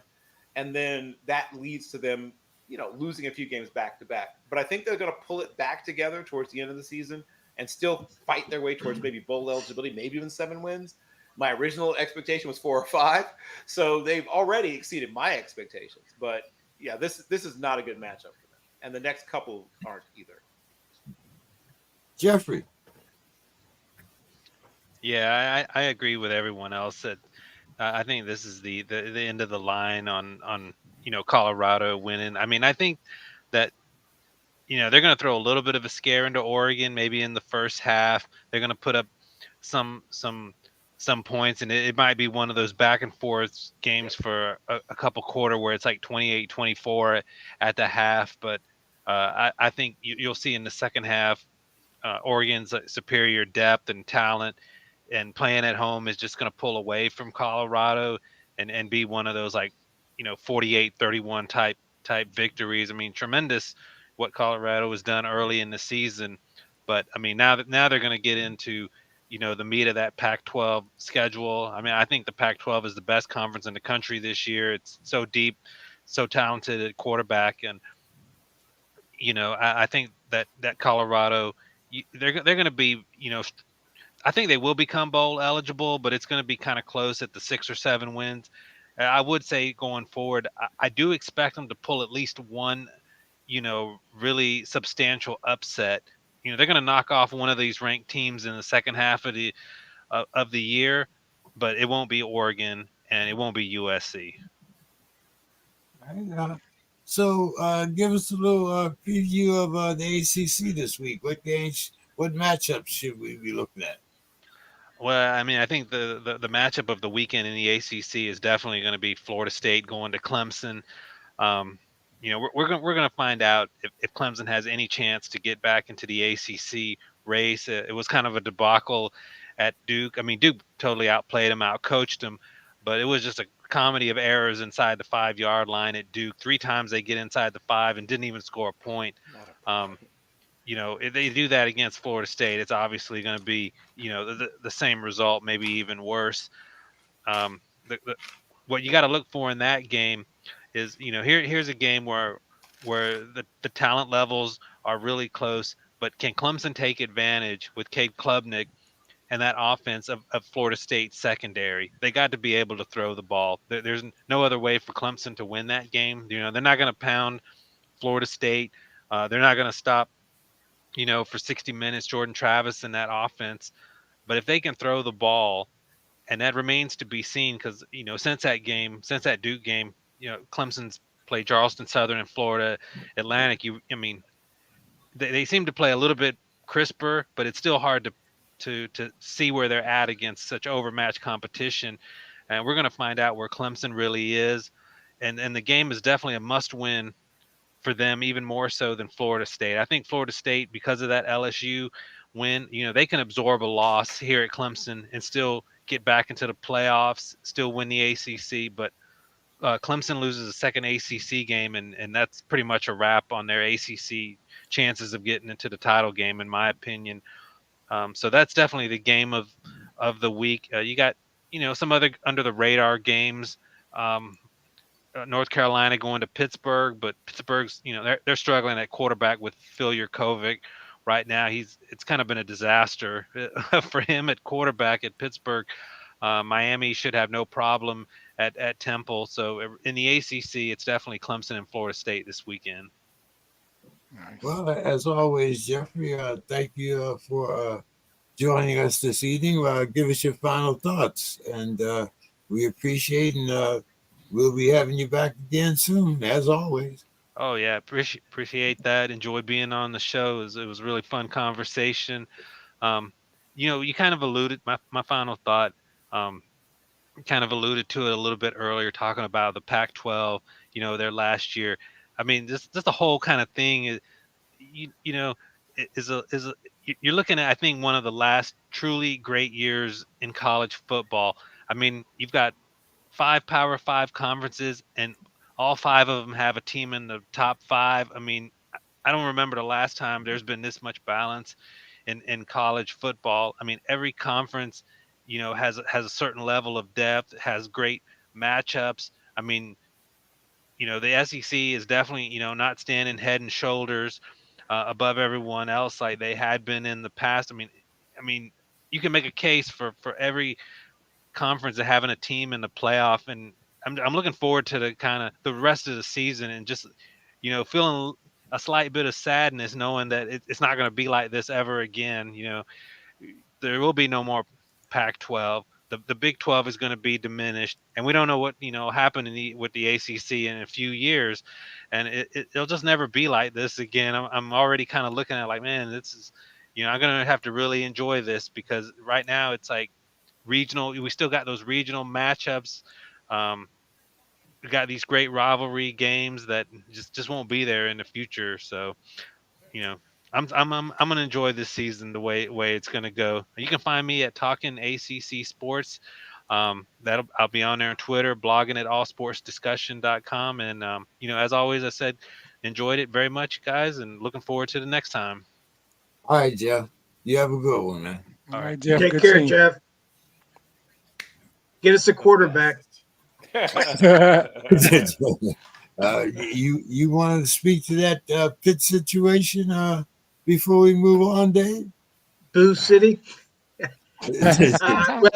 I was at this Cincinnati game when Pitt played Cincinnati and Pittsburgh, and I got to say, I mean, he's a big kid, the quarterback, and he. I think I don't know if it's his decision making or the way he's being coached, but he just seems off. And then they went down to West Virginia, and actually they had an opportunity because I think West Virginia was playing their backup quarterback, and Correct. he just wasn't there. And not to say that Pitt necessarily would have won either of those games, but I think that they would have been much more competitive with a better quarterback in there. He's never seemed all the way back from that knee injury. He looked so different at Boston College. And part of it could have been the receivers too, I guess. But I was shocked at what I see when I watch him now compared to what I watched a couple of years ago. I mean, I had him sort of in my little, stash away to watch because I thought he could one day develop into maybe in a first rounder, but definitely a top 3 rounds of the draft kind of quarterback based on what I saw at Boston College. And he's just a completely different player now. And I don't, like I said, I don't know if it's the knee injury he suffered that ended his Boston College career or if it's something else. Yeah. Well, they had Pitt had this one receiver. And I'm trying to think of his name, but Bub Means. And in Cincinnati game, 10 or 11 targets, he didn't catch anything. Yep. And he's supposed to be a pretty big prospect. And I know that the Saints are kind of interested in him and converting him to a DB. maybe, but and I don't know. I mean, it might not have entirely been his fault. It might have been the connection from the back. To have 11 targets and you're supposed to be a touted wide receiver and come up a Zippo, that's not good. No, that was a bad. All right, guys. Well, let's move on to the NFL here. Jerry Jones says that he wants to grow minority ownership in the NFL, and he says nobody got in on the Women of Prayer any more than I did, and I really couldn't afford it. So is this about the lawsuit? And if not, is it time for Jerry to put his influence behind his words? We remember when what was the Byron Allen group tried to get in on the Washington Commanders, I believe. But right. Bill, go tell us a little bit. What do you think about Jerry's words here? Yeah, at some point I'm going to write a long form article about the late Reginald Lewis. Do any of you guys remember the late Reginald Lewis? Not the Boston basketball player, no? Somebody Not else? that one, no. Okay, so Reginald Lewis was at one point the richest black man in America. This is he died, unfortunately, very young, about 30, probably this point, over 30 years ago. He was the person who was the CEO of Beatrice Foods. He was himself a quarterback in college at Virginia State University and very successful businessman. And unfortunately, right around the time he was first beginning to make moves, as Jack Kent Cooke was winding down his time in Washington, Reginald Lewis was putting together an opportunity to maybe move towards getting, if not all, a large piece of the ownership block of the Washington franchise. And then he fell very ill and died very quickly. I think it might have been pancreatic cancer, but he went downhill really quickly. There has been only a few African Americans who have been in a position, Black people in America, been in a position to even be in the room, right, where discussions are about owning a significant portion of a football team. Now we have a few who are part of ownership groups. Most recently, we saw a former Secretary of State and a former National Security Advisor, Condoleezza Rice, is part of an ownership group in Denver. There are a handful that should be considered, have both the interest in sports, the money, and the patience to go through the extremely thorough and frankly a little bit invasive process that's involved in becoming a part of an NFL ownership group. For those that have never researched it, they get all up in your Kool-Aid, in case you're wondering. You don't get to say, oh, do I have to answer that, right? You're answering a lot of questions about a lot of things. They don't want any surprises. And so your financials, your personals to a certain extent, even a little bit of, stuff that might even like sort of borderline HIPAA violation stuff, may at some point become part of the conversation. They want to know a lot about you, right? It is easier to become president of the United States, and I don't think I'm actually joking, than it is to become a majority owner of a franchise in the NFL. There's a lot that goes into it, a lot. And part of it is, of course, having a ludicrous amount of money, but there's a whole bunch of other things to go with it. Because one, they have to vote on it, right? And there's no hanging chads in this voting. There's no fixing any of that. Whatever you think people are doing, this is you trying to get 32 billionaires or 28 billionaires and 4 multimillionaires, I think is actually, that might be what it is, but to agree that you should be part of their club. Well, actually, it's more than that, but that's the principal ownership or what managing general partners or whatever is that number. But there's others that have input into the process. And I believe at someday we will see a Black majority ownership group, even if it's more than one person involved. I think one day that will happen. I don't think it is in the immediate future, but I think it is in my lifetime. I mean, a lot goes into that also, but I'm hoping that it will be in my lifetime. Two things that'll mean two things. One, obviously, that we are seeing change in America's biggest, most important, not just sport, but like cultural mixing bowl, right? Because when you go to an actual NFL football game, there are literally the richest people in town there, and not the poorest, because you can't get in there if you're the poorest, but there are legit like working class people, who have saved up sometimes for over a year to go to this one game. And then also people up there who are like I said, the richest people in that, whatever that city might be.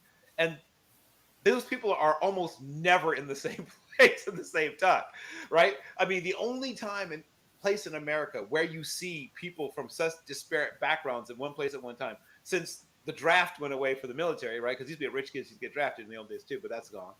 So that's about it in America now, right?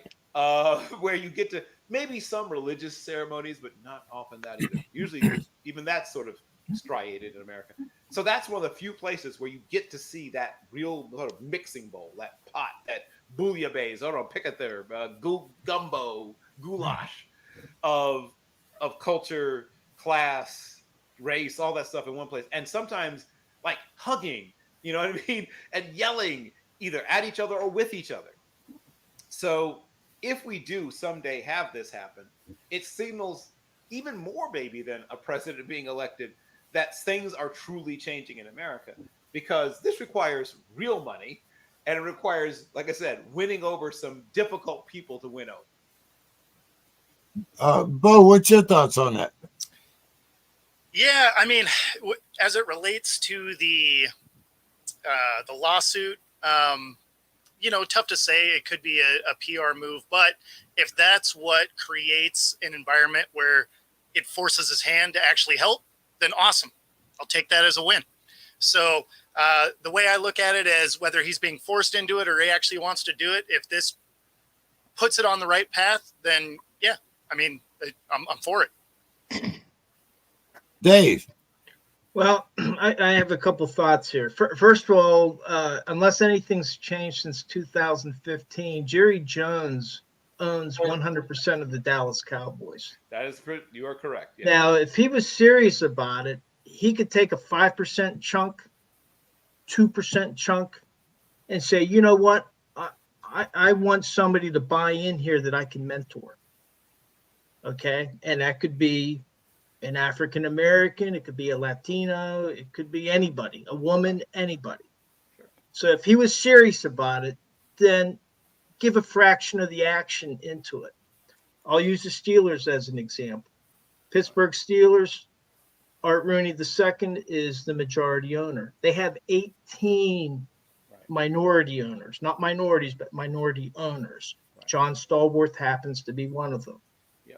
But through that ownership, and it's not like large chunks, 2%, 5%. Josh Harris was part of the Pittsburgh ownership team.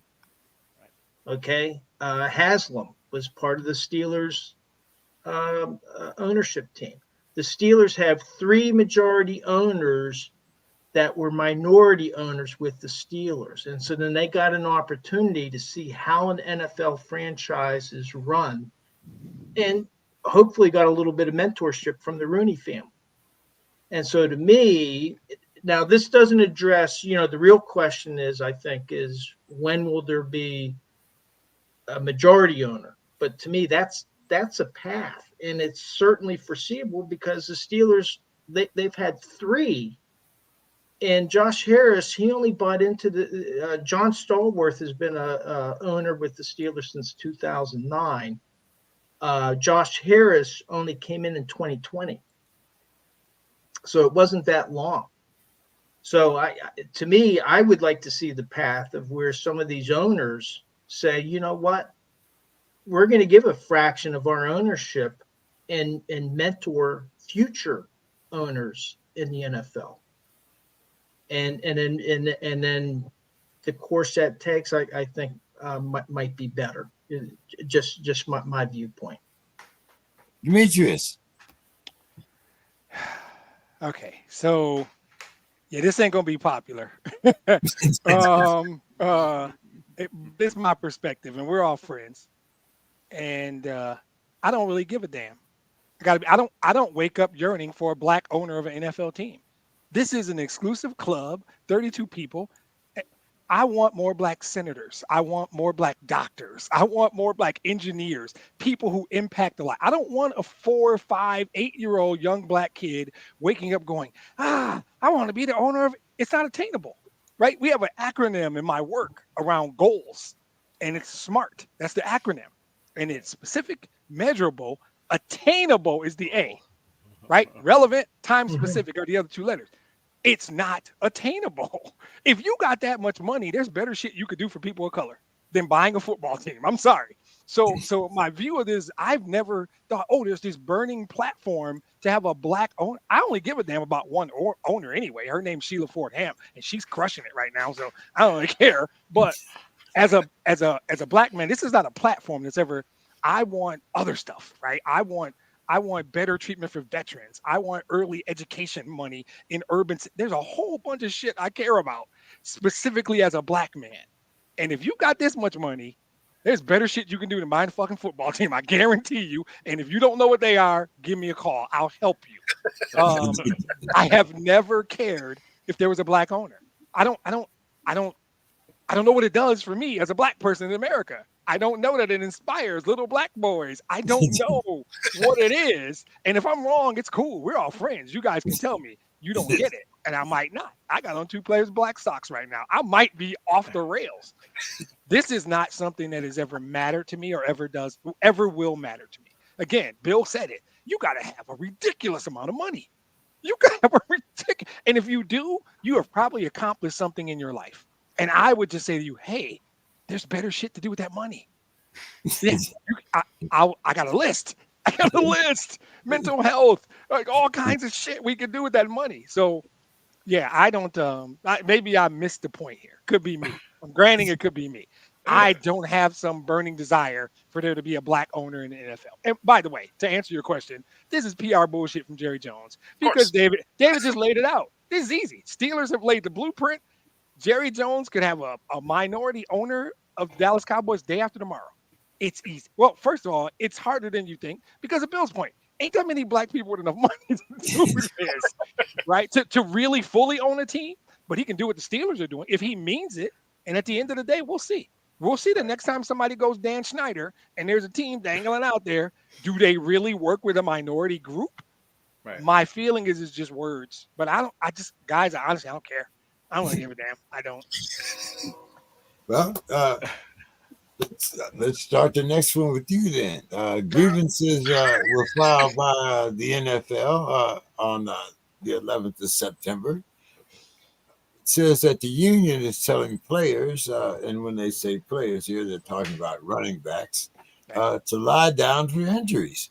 The NFL says that the leaders of the players union have advised running back to fake injuries. What do you think there, Demetrius? I love it. This is straight up 2 pairs of black socks right here. I love this. Honestly, I think it falls in the category of reap what you sow. That's what this is. They have treated this particular position so badly that the union got together and said, what are we supposed to do? I would love to be in that meeting, right? And I wouldn't go so far as use the word collusion. Bill might. Bill probably will. No, maybe, but they're openly devalued this position over the last decade or so, 7 years, to where I had to go and look up a number because I was curious. By position, highest paid groups by position. And the chart I saw, and I'm going to ask you guys a question. I'm hijacking your podcast, James. I'm going around the table. So they had 19 positions. They counted long snapper. I think fullback was a group. They separated edge rusher from defensive end. 19 groups, average, skewed because end of the bench guys are included in this. But even top heavy, whatever, the number's the number. 19 groups. Where do you think running backs are? I'll go around the table. David, where do you think running backs are? 19 positions. Yeah, it's good. They're going to be behind quarterback. They're going to be behind wide receiver. They're going to be behind. Now, did they split the offensive line or Yeah, all the positions. Right tackle. Center, They're guard, going to be behind left tackle, right tackle. Yep. Behind left 19, tackle. Yep. They're going to be behind edge rusher. They're going to be behind probably. I'll cut this short. They're behind everybody except punters, kickers, long snappers. No, they're behind kickers are more. Oh, you're right. Kickers You're are more. right. You're ahead kickers. Right. It's punters, long snappers, and fullbacks. Fullbacks. Yep. That's it. Yep. There's 16 out of 19 positions. The average salary, there's 16. Yeah. Now, one thing with the kickers, there's only one kicker on a team where with the running backs, you're going to have 3 or 4, and you're probably going to have a couple of them at the minimum salary. Right. So that'll skew that a little bit. But he said the numbers would be skewed. Yeah, the number are going to be skewed. Yeah, but it is still like if you take the average salary and it's weighted like by the positions that have more people. Right. But I would say to you, there's more corners than running backs on every roster. Corners make Yep. more. There's more receivers than running backs on every roster, right? Yep. And defensive linemen, it's what do you want them to do? Now, I'm not even arguing that it's wrong because I'm a data guy. James will tell you, I believe in statistics, man. I love stats. The stats say 950 to 1,000 carries. That's your line. That's what in my industry we call your break point. Yep. Whatever you got up to that, you ain't getting it after that. That's just what the numbers say. That's not so they're treating it like a business, but I think that the union is saying, okay, then they want to treat you like a commodity, act like a commodity. So none of this surprises me. None of this shocks me. I don't think anybody's doing anything wrong. It sounds bad. It tastes bad coming out of your mouth. But at the end of the day, if I'm an agent to a running back in the National Football League, your hamstring looks sore, bro. Are you limping? Yeah, I'm doing all of that. What's wrong with your quad? You don't look right. Yeah. And I don't know what the discussion is. Who's wrong? If we're not going to say the league's not colluding, which of course they're colluding. It's a concerted effort, right? Then I'm not mad at the running backs if somebody wants to limp off the field a couple of times a game. So reduce those carries. So here's my question for you on that, though, because the problem with that position is it's so heavily weighted on in-game things to achieve that it's going to be hard to do if you're missing reps, right? So, like, so much of your pay is required on production that, because, you know, that's not a position that there's a large amount of guaranteed income, right? Like, it's all goals that are set for you to get extra pay.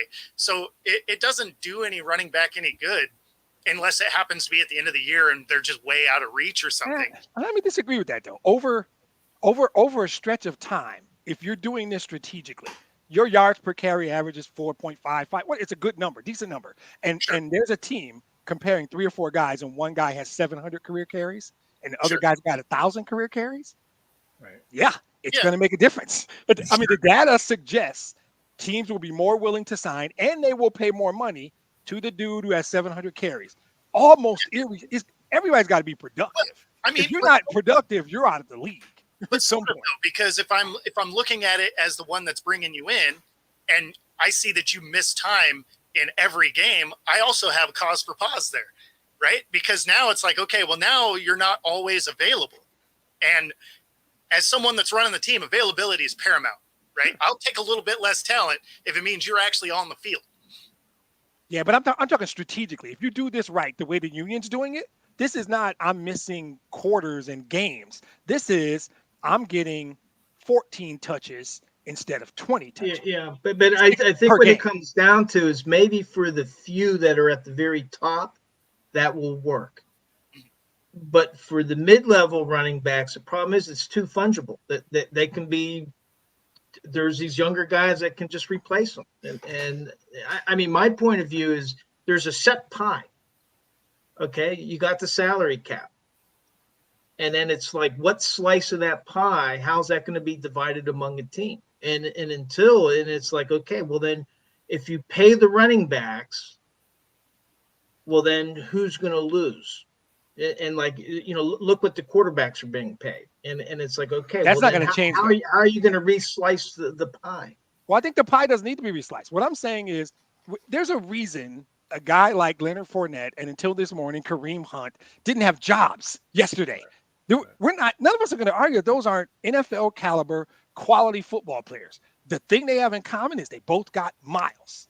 They got miles on the tires. So the Lions backup running back is a guy named Craig Reynolds. I got nothing against Craig Reynolds. Fine young man, pretty damn good football player, right? Yep. Craig Reynolds not better than Leonard Fournette or Kareem Hunt. And your point might be, well, they would have to pay those guys. Well, David Montgomery got hurt. We might end up signing Fournette anyway. But if the league is screaming to the running back position, and they are, we've talked about it for years. Yeah. The number is carries. The metric. In my work, we call it the metric. The metric is carries.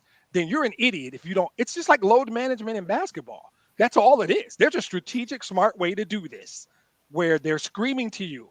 Once you hit 700, no, maybe 900. I don't know what the magic number is. I feel like it might be 1,000. Let's for round number's sake. 1,000 carries, you're not getting paid. So if I'm in my second or third year, I'm at 250, 300. I'm going to add years to my career by managing the number of carries I take in year 2, in year 3, year 4. David, you're right. If you're not good enough, none of this matters. You're not in the league. Bo said it. Hey, it's about talent, right? But they're all talented. And I would use and I got nothing against Craig Reynolds, by the way. I'm a Craig Reynolds guy.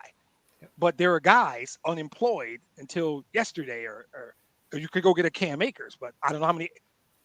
Craig Reynolds is our backup now. And he's going to get significant carries this week. And Zonovan Knight.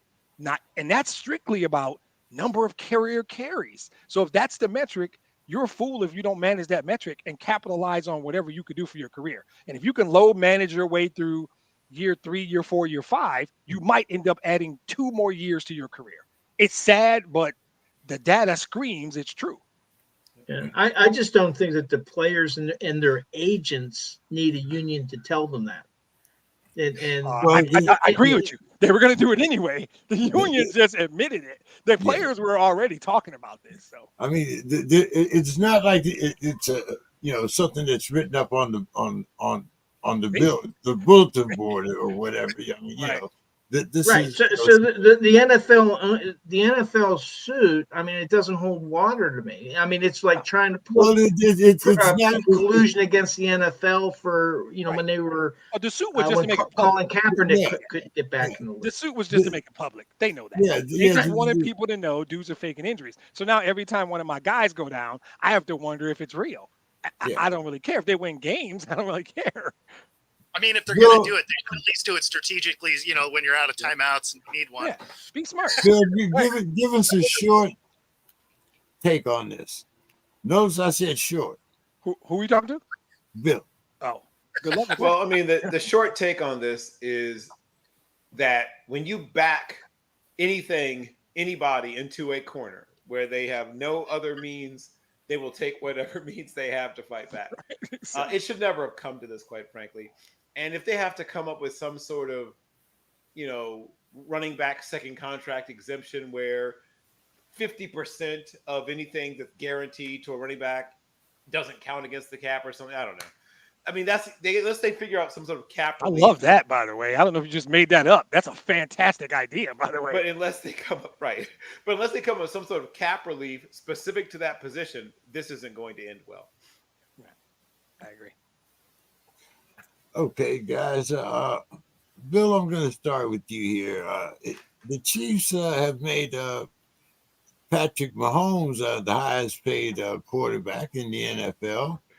But one thing that people seem to not notice is that they took 3 years off the back of his contract, where before he was signed up through, was it 2030? 2031. Now his contract is up in 2030, 2028. Yeah. What do you think about that, Bill, the way they restructured that? So they're going to restructure it again later. For those that are new to this, one thing that we learned from the career of one Thomas Edward Patrick Brady Jr. is that when you have a quarterback that you want to have for, 20 years, if possible, you are going to have lots of opportunities to do weird things with this contract. So for those of you that plan to live until the end of this contract, come along this ride with me. So what's going to happen is about another couple of years, they're going to restructure it again. And they're going to move some money around. And some of what used to be bonus money is now be guaranteed salary. Or some of what used to be guaranteed salary is now be guaranteed bonus money. They'll prorate some of that bonus. They'll give it some to them now. They'll put some later. Then guess what? A few years later, they'll restructure his contract again. They'll add some more years to the back end of his contract, but they'll be voidable years. Why? Because that way you can stretch out the cap hit more. For those who want to go to Capology 102, we'll do this after the show. But this is all about hiding. It's a shell game, my friends, about taking money from here and putting it over. Right, exactly. That's what this is about. So his contract's going to change shape and size for the rest of his career. And Bobby Bonilla, I'm joking, they won't Bobby Bonilla stretch it over 25 years. But shout out to everyone who's a baseball fan and gets that. Nice. But what they will do is they will move money around for the entire rest of his career. And this is smart for several reasons, because there's years where they're going to want to pay other people. And that money has to come from somewhere. Hey, Patrick, we're going to front load this year. You'll get less next year. But don't worry, in 2 years, we'll redo your contract anyway. Okay. And they'll just go on and do it. And then they'll keep doing it until finally he's not good enough to justify doing it anymore. All right. Let's go to Dave here. Dave, the Chargers say there's no timetable for Eckler to return as they start the season 0-2 after losing in overtime to the Titans. Dave, who'd have thunk it? Well, I can't really tell you. I just don't know, enough about the situation to really comment on that. Well, I think Austin, the code in here to the world of load management. Right, exactly. The code here is they're 0-2. Yep. Let's see where we are in 3 weeks. Or let's play this day by day. We're not going to rush this guy back and get hurt if it turns out we suck. So let's not do that. And it's coded. And I think again, doesn't surprise me. Bill just did a master class in Cap 101, right? And I can't wait for 102 because there's accelerator clauses and shit like that in 102 that I can't wait for. But this is football management. This is I have a player who's valuable, who's injured. We can rush him back or not. Are we good? Because then at some point your business acumen comes in and you start thinking about 24. And yeah, it's only 2 weeks in. Nobody's tanking. I don't believe it's possible to get professional athletes to tank. They're too good. But I think if I understood the question right, was the coded no timetable for Eckler's return means let's see if we suck. And then that's what we're gonna do. And I don't even think it's that vague. It's clear what they're doing. But I mean, they might not be as good as they think. But I mean, what you take, bro? Yeah, I mean, it's exactly that. Like, you don't know what this team is. Weirdly, with a defensive coach, their defense doesn't seem to be very good. I still think Staley ends up getting fired this year, and Kellen Moore ends up as the interim head coach before this is all done. But in this scenario, right, you're 0-2. In the AFC, you're already in a hole. You're going to have a hard time making a playoff run, even if you are absolutely balling out from this weekend on. Yeah. So, I mean, yeah, don't rush a guy back. Save him for next year. I mean, what else can you do? Like, if you're already bad, the last thing you want to do is get one of your prominent guys hurt for no reason. or save him for the Ravens, or whatever team still was willing to make moves to. True. A contender is going to need a running back for sure, and he still has enough value. He's got at least probably 2 more good years left before they throw him off the cliff. Exactly. So we just talked about that, as we just discussed previously. So there's a team that will give you back a draft pick that you can use to find a cheap young running back, which is what will happen. It's like, oh, thank you for that 5th rounder or conditional 4th or whatever it is, which we'll use to draft a running back who will pay way less anyway. Yeah. Draft capital is a part of 102. Bill's got that coming later. Yeah, that's right. That's further down the syllabus. But yes, this is we've seen this before. This is not a movie we haven't seen. Yeah. Bo, the Broncos opened the season 0-2, and there's a lot of criticism about Russell Wilson. The Commanders come from 16 points down to beat the Broncos 35-33 to get to 2-0. But, Bo, let's talk a little bit about Sean Payton's remarks. The same things that he's talking about, aren't those the same things that he criticized Hackett about? Yeah, so, I mean, there's a few things going on. So Payton has been setting the table for not liking Russ before he even really got there. Yep. Like every little thing he can nitpick, he has called out. And it's very weird because Wilson isn't playing as bad as he was last year. Nope. Statistically, he's actually been decent in the first half. I don't know why he can't play in the second half. And the defense can't close a game out. So there's definitely some coaching issues there, but there publicly seems to be a lot of emphasis on Peyton really not liking Russ and what Russ is as a human for whatever reason. I don't know what it is, but man, I don't know that I've ever seen a coach get after his own guy quite as bad as it's been so far. So, I still think at some point, like if they lose again this week, Peyton finds a reason to sit Russ down and roll Stidham out for no other reason than Stidham was his guy, and why not? Because we're already 0-3. Yeah, he just threw that Hail Mary pass, and if not for that 2-point conversion, they would have been. Yeah. But this is all about the wristband here, and there's just so much. There's so much. Don't kiss babies. Just the weirdest things to nitpick after the guy. He came at him hard. He really did. Yeah. I think it's like Bo said. And I laughed hard when you said it because it feels like Sean Payton doesn't like Russell Wilson, the human being. Yeah. It's such an odd dynamic that I don't disagree with you. I think it's going to be That's two guys that you're paying a lot of money. Somebody's got to go. This ain't. We all agree this is not going to work, right? Well, and the thing that helps Peyton is Russ wasn't his guy. Yeah. And it also wasn't the ownership's guy. They inherited Russ. The new ownership, right? Yeah. So this means if Russ doesn't work for whatever reason, do they take a huge hit on the cap? Sure. But we watched the Eagles do that with Wentz. They're like 44 mil. Cool. Whatever. We'll get a pack of Big Red. Have a nice life. Exactly. Like, they didn't care. We will eat the whole thing. Just please get out of our building. Yeah. So, I mean, it's entirely possible that ownership group is like, you know what? We've given him 2 years. He's looked bad both years. And again, it's a skewed view because they're 0-2. Yeah. If they were 2-0, he could have the same numbers he has. When do you make that call to suburban Queens just to see if the Jets might be interested? I don't know how the finances could work, right?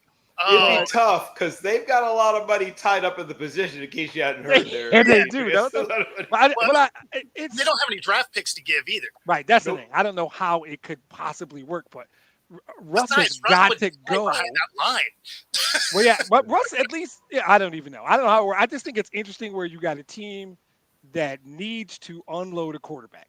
If I could separate the contract, because it really would just be the financial piece that would make. Here's what I'm going to say. The thing that makes the most sense to me, it doesn't make much sense, but let's say somehow the Tennessee Titans get off to a good start, but their quarterback play is just garbage, right? But they're in the fight. And Coach Vrabel's thing to imagine. Right. Okay, so this scenario is maybe more realistic than I realized when I first started talking. And for some reason, Vrabel's convinced that the thing that gets me to the Super Bowl is Russell Carrington Wilson. Now, that would be a strange thing to think. But here's the things that he has to offer that he doesn't have right now. I don't know if anyone's noticed, but that offensive line didn't get better. That offensive line is still bad. It was terrible last year, and to my eye, I've watched every Denver game so far, has not gotten better. Their receiving core is not bad, but there's a lack of step up in any of these guys so far. I'm a big Cortland guy. I don't know when it happens for him. I keep thinking this is the week. I've been doing this for a couple of years now, and it hasn't quite all come together for him. Jerry Jeudy's I'm sure he's got you many a fantasy point. No, he has not, because he's not got many. Unfortunately, no, James, no. That's part of the bitterness, but they're supposed to have Jerry Jeudy, who's supposed to be the guy that scares the heck out of the defense, and he has trouble staying healthy. But he's shocking. Yeah, he's out. But you've got, and then you're supposed to have Cortland, working underneath and mossing people, jumping over their heads, and none of that's quite worked out. And they're supposed to also have a dominant running game. Remember that part, the dominant running game part? Yep. None of those things have happened. The offensive line hasn't gelled. And a top 5 defense, supposedly. Yep. Oh, right. I forgot.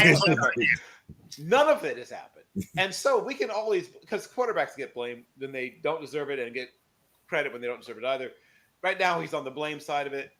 But if, like I said, it has to be somebody that has a certain amount of desperation, but their team is otherwise good. They are good enough that it makes sense to try to upgrade with a veteran quarterback, and they have enough cap space. Well, actually, I guess they wouldn't have to pay him that much because he's some of that money. So basically, they'd be making up a little bit of the money he'd be leaving on the table when he left. So the dead cap is way too much to really the dead cap. That's right. That's Stedman. Stedman is this guy. If Russell goes, you mean Stidham? I'm assuming. I mean, Oprah's boyfriend might be able to ball out. I don't know. We don't know if Oprah's boyfriend can play quarterback. Bill, you didn't check. Jared Stidham is actually. I don't even know if we care about. The question is, how do you make getting rid of Russ work contractually? There's no way. You can't. You own him for this year and next. Oh, because the dead cap is the insane. dead money is too much. And then 2 years. And then after that, it would still be high, but it'd be manageable. But if you do it this year and next year, it's not manageable because this is the first year of that new contract. Oh God. Because he was still in Seattle's. Yeah. So it's not like it was as soon as he got there. This is the first year of that. So they got to work this out then, don't they? They really do. I mean, It's going to be fun to watch. Even if he's riding the bench, he's on this team. You can't put him on the bench with that salary, Bo. How do you justify that? So, David, how do you justify that? You can. It sounds like soccer in the old days when they would pay all these high-priced players and sit them on the bench. Well, no, I mean, think of how Wilson got the job in Seattle. They had just paid Matt Flynn $17 million. Okay. And they sat him and was like, Wilson's our guy. So if you're thinking about position group salary, right? And you got to find somebody you're paying a bag of peanuts. I mean, you just got brought in, you got to win games. And if the dude you got isn't winning games, you got to find a guy that can. And they have a guy in the room that they think is a possibility. Although, I mean, they do weird things there because did they had a false start. Did they actually make the whole team run around the facility? Like, exactly. Did that happen? Yeah. Somebody wearing a GoPro for that? Like, I didn't see that film. So yeah, I don't know what's happening there for the Broncos, but they have an issue, and the issue isn't necessarily the play on the field from Wilson. It's the interaction from the head coach to Wilson that seems to be the biggest hurdle in that organization right now. Bo's too nice. Coach hates his guts. I nominate Denver Broncos for Hard Knocks next year. Right, exactly. Coach hates the quarterback's guts. That's all. That would be hilarious and terrible. It might be a good watch. No, they wouldn't say anything. Russell would get up there and smile and say nothing. Go ahead. Maybe a dumpster fire. Right. Okay, guys. Before I go into this segment, I have to talk to Demetrius here for a minute. Demetrius, I watched your podcast the other day, and I will admit, if you watched this podcast coming back from 2 years ago, when I was very upset about what the Steelers did with Big Ben, and I was very vocal about it. Well, to kind of calm that down, I brought Dave in, because I get really upset about my Steelers. So, first of all, I'm going to congratulate you with your diplomacy in that podcast, because I was really upset with your team, probably evidently more than you were. Yes. But anyway, let's talk about what happened. Saturday night, you unveil a statue of which I thought was long overdue. I thought the statue was already there. I'm sorry. But you unveil a statue of Barry Sanders, and you celebrate your win at Arrowhead. Then Sunday, you end up eating a big piece of humble pie, getting beat by the goddamn Seahawks. No offense there, Bo. No offense. But no, it's fine. I understand. I'm on the West Coast. It's cool. So Demetrius, bring some of your diplomacy to the Sports Crib as you talk about how the hell Detroit lost to the goddamn Seahawks. Okay. So this is my thought. Like, you could take a holistic view and say, when I looked at the schedule and someone said, what are the Lions going to be after 2 weeks? I would have said 1-1. I did not have them winning at Arrowhead, and I thought they'd win at home against the Seahawks. So part of my thing is they're still 1-1, right? Then I look at, they haven't played a complete game yet. They just haven't when they get it together. So then in my podcast, by the way, it's called the Cornbread and Kool-Aid Podcast, because to his point, I eat silver cornbread and drink blue Kool-Aid every single day. I love my team, right? We all love our teams. I'm an optimist as a human being and as a fan. I don't really do the negative. That's not my thing. The reality is simple. Seattle's got our number. It's third year in a row they've beaten us, and they've put up 130 points doing it. They have our number. So what is the thing? The thing is, we are a young team. We have more talent until we got crippled by injuries in that game, and we lost a starting running back. We had a left tackle that didn't play coming into the game. We lost our right guard. We lost an edge rusher, and we lost C.J. Gardner-Johnson, one of our starting safeties. We got decimated. David Montgomery's going to be weeks. James Houston and Gardner-Johnson are multiple weeks, may not come back at all. Decker may be back soon. Vitae is going to be out for a while. We lost that game, and Tarico didn't call me with a fucking asterisk either. But that's fine. I ain't still mad about that bullshit. No, not at all. But David Montgomery's injury changed that football game. Before that, we could do things we wanted because we're a very simple team. We're not complicated. Everything's about play action. Jared Goff, in my opinion, is one of the best play action pass quarterbacks I've ever seen. Jared Goff is phenomenal in play action. When David Montgomery was gashing them for 5, 6, 8 yards a run, we could do pretty much what we wanted on offense. When David Montgomery went out the game, it changed the way Ben Johnson called the game. It changed everything. Even Dan Campbell made a couple of mistakes. Clock management at the end of the game. He went for a 4th down. I'm not sure we should have. But all that being said, we were down 10 with 6 minutes left, and we came back and sent that game to overtime. We can have a whole conversation about why didn't we go for a win with 3 timeouts and the ball in 40 seconds at their 30 instead of playing for a tie. Whole nother deal. My podcast does that. I am not upset. I am not worried. I am not bothered. We're still the best team in the North. I still think there's 10 or 11 more wins on our schedule because historically, meaning the last 2 years, we have played better in the second half of the season than we did in the first half. Injuries are a thing. My concern right now, my big red thing is injuries. We lost some key guys, but the reason I told Mrs. Holmes 2 years ago, clear out a space on the mantle, Brad's going to win Executive of the Year one of these years pretty soon. We have guys who are going to man up. Tracy Walker's a good football player. John Kaminsky and Isaiah Buggs are good players on the line. The aforementioned Craig Reynolds is going to come in and he's going to do his job and he's going to help. Graham Glasgow was a great signing for this reason. He will slide in the right guy. We're going to be fine. That's why my podcast is so diplomatic. We're 1-1, which is what I thought we'd be. Seattle, Pete Carroll has us figured out. I don't know how.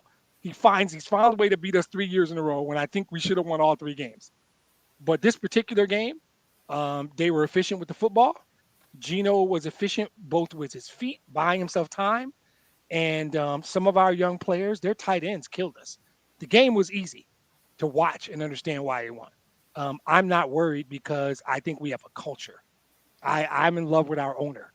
I mean, she's a happily married lady. Sheila Forthamp's a big deal. She has built a culture in Detroit. This is a different Lions team. So at 1-1, I'm not jumping off a fucking bridge.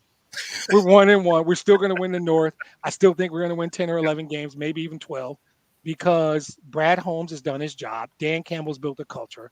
Amon-Ra St. Brown is showing up Sunday. Jared Goff's showing up Sunday. Aiden Hutchinson's showing up Sunday. So I still think we have a good team and we'll be fine. All right. Yeah, it's funny because Seattle schemed well for you guys. And I actually thought you guys were going to win that game because we were coming into it without either of our starting tackles, right? So Lucas is on IR.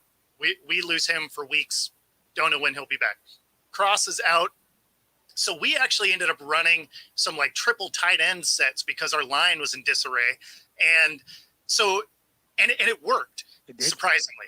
And, and then on the back end, we lose Woolen during the game. So our prominent corner ends up leaving. We had 4 of our linebackers that are banged up. Most of them didn't even practice during the week. So it was just like going into that game, I was imagining it was still going to be a track meet because for whatever reason, when these two teams meet, it's a ton of points. Yep. But going into it, I was just like, man, we're in a bad spot because we had a ton of injuries going into that game. And so for it to end up in a track meet that comes down to the last second, I look at it as, it's Seattle and Detroit. Overtime loss to Seattle is not a big deal to me. So there's games on the schedule we're going to win. There's games that we're going to surprise people like we did in Kansas City. We're going to be fine. I'm not worried about us. I really am not. Well, Bo already talked about it in Seattle, even though he didn't even give me time to set up, I'm talking to America, but that's okay. I'm talking to America. So that was hilarious. The referee, when Geno Smith was trying to get a point across to him, he had his mic open and he told Geno, I'm talking to America. He said, "Step aside. I'm talking to America." Yeah. It was great. It was That was awesome amazing. delivery, man. It That was was fantastic. amazing. No, The WWEization of American sports, like it's bled into all kinds of things. Everybody's cutting promos now. That's and I what it love is. That was great. He delivered it so well. it was fantastic. Like listening to the commentary was hilarious on it. To be fair, though, Gino had a legitimate gripe because they were. Oh, the refs were atrocious that whole game. That was a horrible grounding call. That was a horrible. Guy cuts off his route. Refs call grounding on Gino. It was a horrible call. Yeah, like it was terrible. So I get why Gino walked up there. He had started his. They were bad all day though. They had at least 4 calls against the Lions that were just bad. I don't do the ref blame though. I don't play that game. Oh no. I just get why he was walking up. Yeah. I mean, if you lose because of a call, you were probably going to lose anyway. Typically. And if I can't point out 5 other plays you should have made that would have overcome the calls, okay. Exactly. If it occasionally, like that one playoff game, Saints Vikings, I think that was one where you got to talk about the refs. But every game, every week against every team, because they're human beings. And there was a holding on the last play of the game. There was a 4th down pass interference they didn't call. But at the end of the day, Goff threw a pick 6. Montgomery fumbled in his own territory. There was plays we didn't make that that's why Seattle was the better team that day. They played better that day. The 3 turnovers was the difference. You guys owned every other statistical category. Yep, exactly. Yeah. Can't turn the ball over. The turnovers never lose. Yep. Dave, the Giants running back Saquon Barkley is considered week to week. I think that's been changed. But do you think that the Giants should sit him this week against the 49ers? Whether his status has changed, I'm not sure. Yeah, I think that they were describing it as a low ankle sprain, I believe. And here's the thing is a sprain is actually ligament damage. And then it's like, okay, how severe is that sprain? And so, medical practitioners, that they have level 1, level 2, level 3. And so if it's now level 3, that means it's a complete tear. And so he's not going to play. He would probably have to have surgery. So it's probably either a 1 or a 2. A 1 is basically it's stretched or there's some tearing, but nothing significant. And then a level 2 means that it's like a partial tear.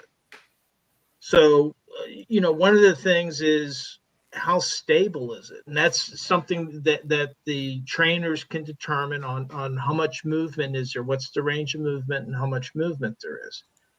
Now, players have taped up. I'm sure Bo's very familiar with this and taped up, popped a couple pills and gone out there and played. But then this kind of gets us back to what we were talking to a couple issues before, because Bo has a stake in this. This isn't just the Giants' decision. Bo has a stake in it as, hey, am I healthy enough to play? Am I jeopardizing my value for the rest of the year? And he may say, no, I'm not ready. I can't. Yeah, you know what? I've had all 3. I've had a grade 1, and that was largely pain management. Tape it up. Can you handle the pain? Grade 2 becomes a question of, will you make it worse? Can you make it worse? You can't. Grade 3, there's no question. That game's tomorrow, right? Right. Oh, that game's tomorrow. Right. So they really have to come to a joint decision. Now, the problem is it depends on the relationship. The word joint, sir. Yes. Well, this comes down to the. I mean, he's well done. Pun intended. But this comes down to the relationship between the player and the management. Okay, because number one, the management can't force him to play. And I don't think. I mean, they could try to, but that would be silly to do. I think to Bo's point, he's already ruled out. It makes no sense to play. He's already ruled out. Yeah. So do you think he called Daniel Jones and gave him the Rodgers? Sorry, kid. Well, I think it just ties to our load management conversation to a degree. But to me, if it's a grade 1, I don't play in any. If I'm Saquon, I don't play on a Thursday night game. I'm like, Man, got our asses kicked by the 49ers anyway. I might as well sit out and wait the next week. Yeah.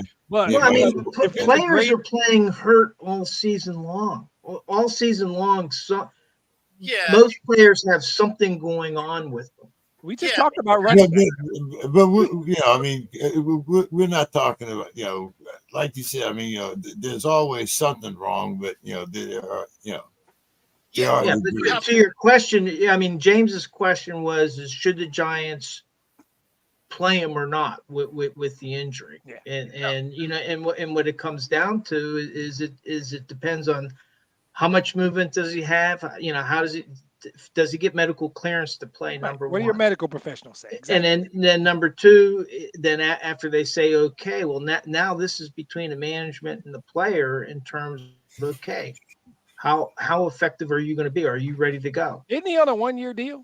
I thought, he's on a 1 year. Hate to be Yes. that guy, but isn't he Yes. on a 1-year deal? Yeah. Yeah. Well, that's why I say this goes back to what we were talking before. I got him in a fantasy league. He's on my bench because that ain't gonna happen. Yeah, I mean, Shit, he's Most coming definitely. off. He's coming off of injuring it on a short week, and you run the risk of making it worse and missing more time. So, I mean, you can't. It's bad football to put him out there. But we're just gonna ignore the fact that they're gonna get their asses kicked anyway, right? Well, you definitely don't want to go out there and get beat down. Right. There's that part where San Francisco's probably gonna hand them everything. No, that's why I Um, said Daniel Jones might be on this IR list after this week. Oh, hamstring. Bill, quarterback Kirk Cousins outperformed Jalen Hurts as he threw for 364 yards and 4 touchdowns. We The beat him in Eagles are under- fantasy. Yeah, you got Yeah, it. who there. won the game? What are we talking He's about? on my fantasy team. The Eagles won the game, but that's the question to Bill. Although the Eagles are undefeated, should we be concerned that they've given up a total of 48 points in 2 games? Not in No. modern football. Giving up 24 points a game nowadays is nothing to be ashamed My of. team's giving up 57. What the hell are you I talking mean, about? I don't know how to break it to you. Though I've been talking about it being 1974 again, it's not actually 1974 again. If it were, that would be a number to be concerned about. If you manage to average giving up 24 points a game in today's NFL, You're gonna win a lot. you're getting an attaboy as a defensive Right. You're coordinator. gonna win a lot. They're a top 7 or 8 defense, right? Probably. Yeah, I mean, I think I thought I misunderstood the question because I looked at the Lions and saw they gave up 57, and I thought, am I reading this wrong? I wish. Yeah, Well, I mean, You guys know I'm defensive minded, so I know you are. In your mind, 24 points a game is not a good defense. But Bill has referenced 1974 many, many times tonight.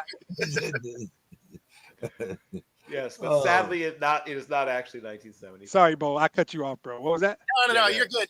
So the thing with the Eagles is that I find interesting that doesn't really make any sense to me is they're not a worse team than they were last year, but they've lost that confidence and swagger level that they had. And I don't really know what changed or why some of that chemistry is off, but you can see it on the field that it's not quite right. Yeah. Can I do a quick sidebar, James? Who's the best team in the NFC? Roundtable? Niners. Eagles. Really? Okay. No, actually, I believe it's the 49ers. I think it's the 49ers also. Oh, it's But Niners, then second best team becomes a question. It I mean, does. it's probably the Eagles. Second best team is the Eagles. Okay. I'm not putting Dallas up there. I'm sorry. You can forget. No, To not hell until with they can win a game in December. I think Yeah. the NFC is a very interesting conference this year. And I think Fascinating. it's interesting in late September because it might be totally different by mid-November. And it's going to be Gentlemen, October 3rd, the night we will have Tiffany will be back on the show because October 4th is the Cowboys and the 49ers. nice. So look forward to October 3rd show. All right. That's Wednesday night. And we'll talk about that Thursday night game. So Adam Scheffner says the Jets aren't going to replace Zach Wilson. And Stephen A says the biggest problem isn't Zach Wilson, it's Nathaniel Hackett. What do you think about that, Bo? I mean, was Hackett there last year? I don't recall him being there, and it was the same Zach Wilson. So maybe Hackett just can't coach a Wilson. Maybe that's the thing. I don't think that's it. Zach Wilson just ain't that dude. At least he hasn't shown us that he is. If they're not going to go get a guy, they've basically conceded that they're not going to get in the playoffs this year, because we've seen his level of play. And, the problem with Zach Wilson is he just doesn't see the field very well. It's not that he doesn't have talent. Like, he has talent. He can throw the ball. He just has a trouble reading defense and getting the play out on time, right? Which is why the ball is generally off target. It's overthrown. Something's just not quite right with the mechanics of it. So I don't really agree with either decision there. I mean, Hackett is what he is, and if you don't get a veteran, then yeah, you're probably not making it to the playoffs, especially in the AFC. Okay. Bill, the Bengals quarterback Joe Burrow's availability is hard to say, according to the coach. RG3 says that the Bengals must sit Joe Burrow. So since the worst start has already happened, Bill, should they let Joe Burrow's calf heal until the Ratbirds and Clowns meet the next 2 weeks from now? Or, right now he's listed as questionable, which usually means he might be out there. Yeah, he certainly might. The medical professionals will weigh in as well. It depends on what's going on exactly with the calf. We saw him limp around. We saw him using the old Theragun. Hey, there's a product placement. A little bit on the sidelines. Somebody get on the phone. But yeah, we saw all of that going on. And there's a lot of teams that need their quarterback, right? But there isn't a team that needs their quarterback to be good more, especially amongst teams that are supposed to be good, than the Bengals, right? That's the team that most needs their quarterback to be good. They have a decent defense. In fact, I'd say an above average. A good even. I'd say it goes as far as a good defense. Their running game is, sometimes. But their whole everything centers around what Joseph Lee Burrow, there's no S at the end for those who are wondering, what Joseph Lee Burrow does from 1 week to the next. So if they need to sit him, he's the franchise. They'll sit him. What's the difference between 0-3 and 0-2? Well, Mr. Metrics guy would tell you like another 27.5% chance of making the playoffs, I guess. Exactly. But they're already dug in a fairly deep hole. And if he re-injures himself, that's it. Like, they can close up shop and like, it was fun, see you guys next year. So the smart thing, if, once again, medical professionals will weigh in and say, it's making good progress, or if they don't say, it looks great, everything's fine, then yeah, you shut them down for at least a week, possibly two. One quick gratuitous shot. If Jonathan Paul Manziel wants to find a guy to compare himself to, that Zach Wilson kid, that's the guy. Wears number 2, runs around like a chicken with his head cut off, has a great arm, but doesn't know where the ball's going. Exactly. Much more comparable. Let's see. Demetrius, the Ratbirds quarterback, Lamar Jackson, throws for 2 TDs as they beat the Bengals 27-24. How impressed are you with the, again, injury-riddled but 2-0 Ratbirds? At 2 weeks in, nobody's impressed me or not impressed me. It's just not, again, I'm data guy. It's just two samples, right? I don't really get serious about any of this crap till around week 6. I think you start to know. And they've got big games coming up. They're in the best division in football, despite what the Bengals are going through. That's still Mike Tomlin. I love him. The Steelers are the Steelers. I'm not sucking up to you guys. They're not going anywhere. The Steelers aren't falling off the map. And I don't really like to talk about Cleveland. I don't know what they are, but I know that Baltimore's a good football team, but they will get to prove it. And my general point is too early to tell would be my first answer. I think they're good, but injuries are going to get heavy. They're already getting everybody. We've talked about 10 injuries. The Lions had 5 injuries to starters in one game. and other guys, Saquon and Nick Chubb, and people are going down. Maybe that's a whole nother podcast, but they haven't had, anything significant yet. So my shorter answer is they're a good team. When we get to week 7 or 8, we start to separate. We know who's who then.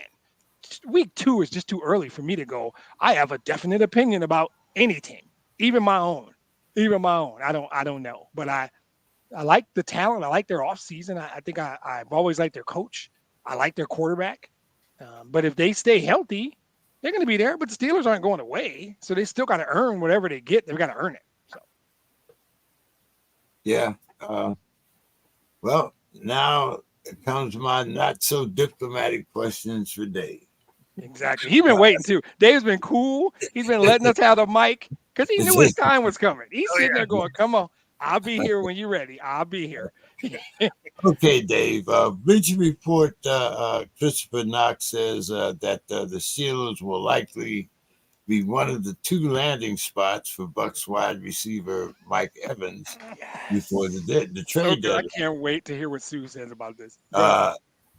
The Steelers defense scores 2 touchdowns as TJ sets the Steelers all-time sack record at, not 881, but 81 and a half dramatic, 81 and a half sacks in the victory over the Clowns. But Dave, the Steelers are the only NFL team without a first down in the first quarter. Weird stat that is. We have Kenny Pickett with 9, and I think we had another quarterback that we talked really bad about with 9 completions for the whole game. Stephen A. says we should go and pursue Todd Haley. So, Dave, let's talk about our 1-1 Steelers. Give it to us, Dave. Give it to us. All right. First of all, with Mike Evans, if Kevin Colbert were still the general manager, it wouldn't be happening. With Omar Khan, he's much more aggressive, and so you don't know. But it's like, do they need Mike Evans? Does he play special teams? No. And you got George Pickens, you got Deontay Johnson coming back. It's like you got Allen Robinson, Calvin Austin is coming on. Okay, well, what role is Mike Evans going to play? Dave, you caught as many touchdowns as Deontay. Yeah, that's true. That's true. And actually, in talking about Mike Evans caught at least Pickett missed Deontay Johnson would have been a walk-in touchdown. Yeah.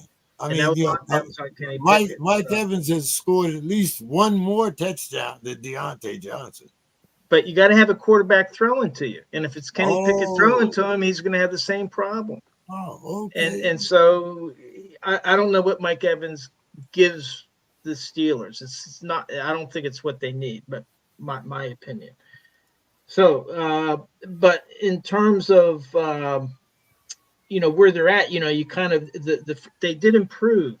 They got their first down with like 12 and a half minutes left in the half, which was an improvement from week 1 when they didn't get their first down until after the 2-minute warning, which is pretty incredible. Wow. The offense is in disarray, and Mike Tomlin openly said, he said these words: "We lost our mojo." Mike Tomlin doesn't talk that way. Yeah. We lost our mojo is literally what he said, talking about referencing the offense. And so what they're desperately trying to do now is to figure out. He kind of made a veiled reference to Matt Canada. And during the game, I was at the game Monday night. I was emotionally exhausted by the time the first half ended. It was just so many things were happening in that game. It was just crazy. And there were players. Nick Chubb was the big one, and we can talk about that. But there was a lot of players getting knocked out of that game. Gunnar Olszewski, concussion. He was out of the game just 3 or 4 plays before Chubb's injury. The Browns lost Denzel Ward. They lost Zadarius Smith. Two of their starting cornerbacks were out of the game. Minkah Fitzpatrick was out of the game. He didn't play almost the whole second half. It kind of reminded me of the Rock'em Sock'em, but like an old Ravens Steelers game back in the early 2000s. I mean, it was, and the stadium was just like rocking. I mean, it was an intense experience.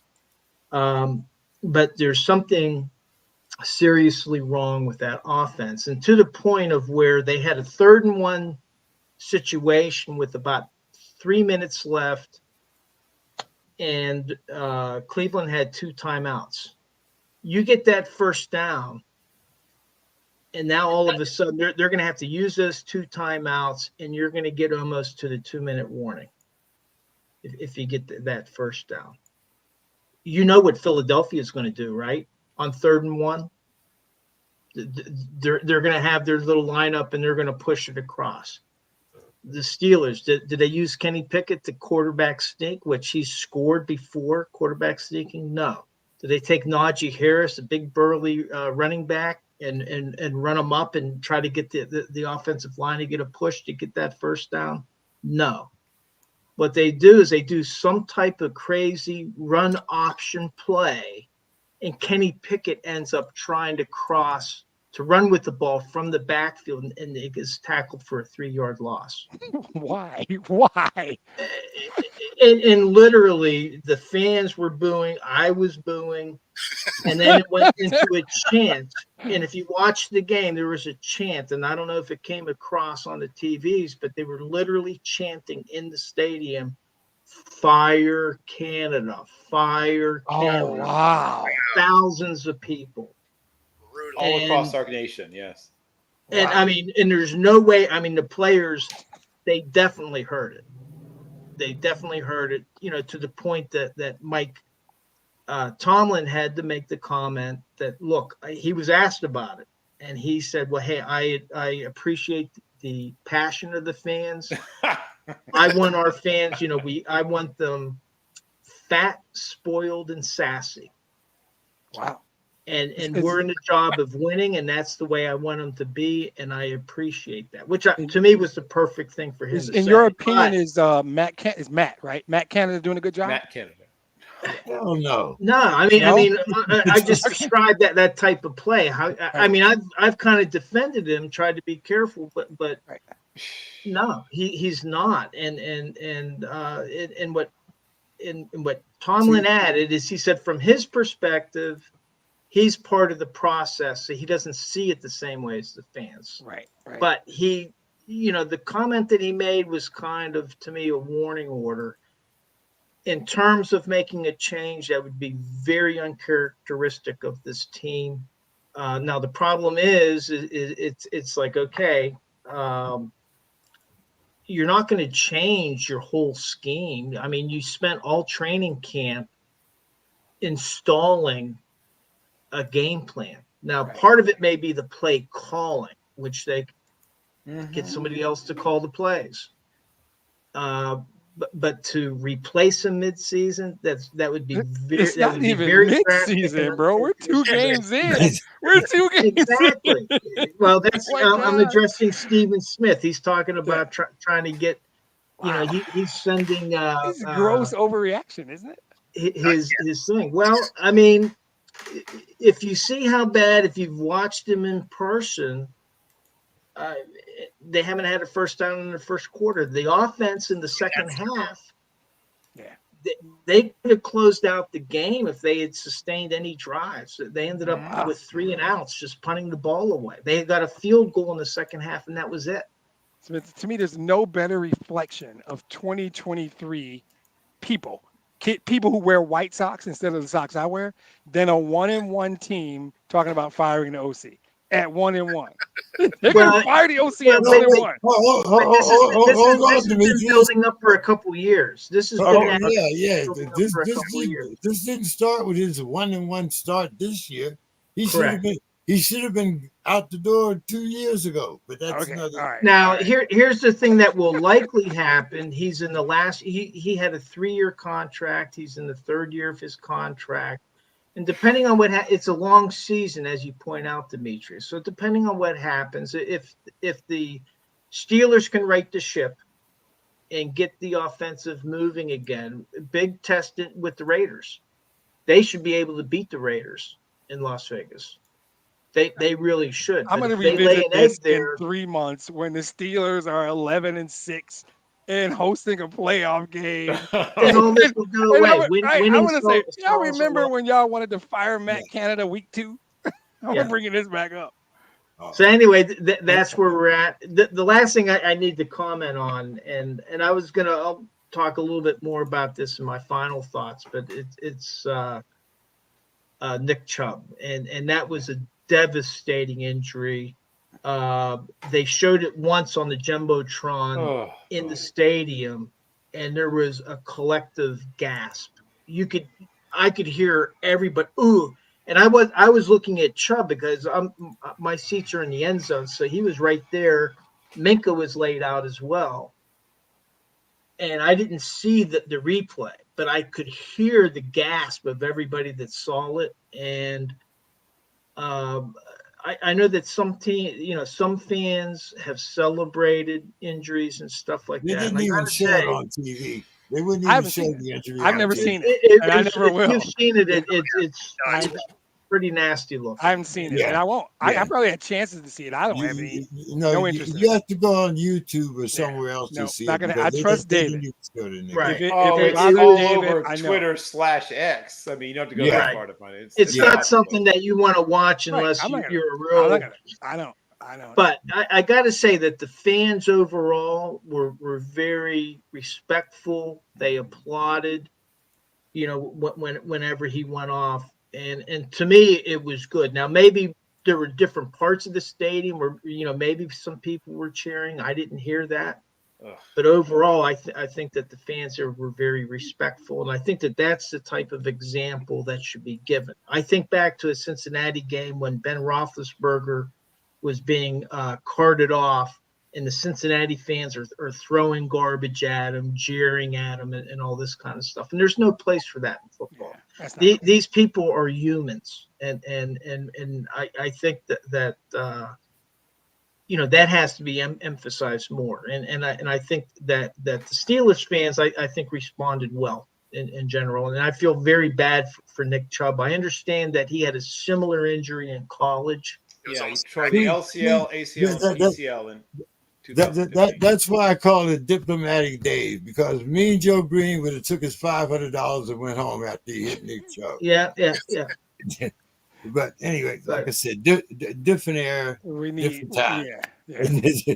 So, but you remember Joe Green carrying Lynn Swann off of the field. Yeah. And that was not a good sight. Him literally carrying him off the field. Right. And that wasn't good. The nasty Raiders.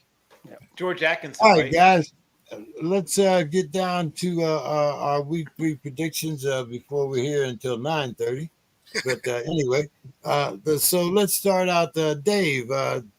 Thursday night, tomorrow night, the Giants getting 10.5 versus the 49ers, and the over/under is 45. Man, that's a lot of points, but the 49ers are really, really strong. Saquon Barkley, not there. Jones. I'm going to take the 49ers, and I'm going to take the under. Demetrius. Easy money. Yeah, 49ers. I mean, 49ers would have to score 40 to get the over. So I'm going to go 49ers and the under also. Bill. The number was what again? 45. 45. Yeah, I'll take the under. But the spread was 12.5? 10.5. 10.5. Oh, okay. 10.5. Once again, that's probably about what it is. There's a man that can remember he can remember Macbeth, but he can't remember the spread. Well, no, I can remember it if I were thinking about it. I'm thinking about 14 different other things, but I probably should.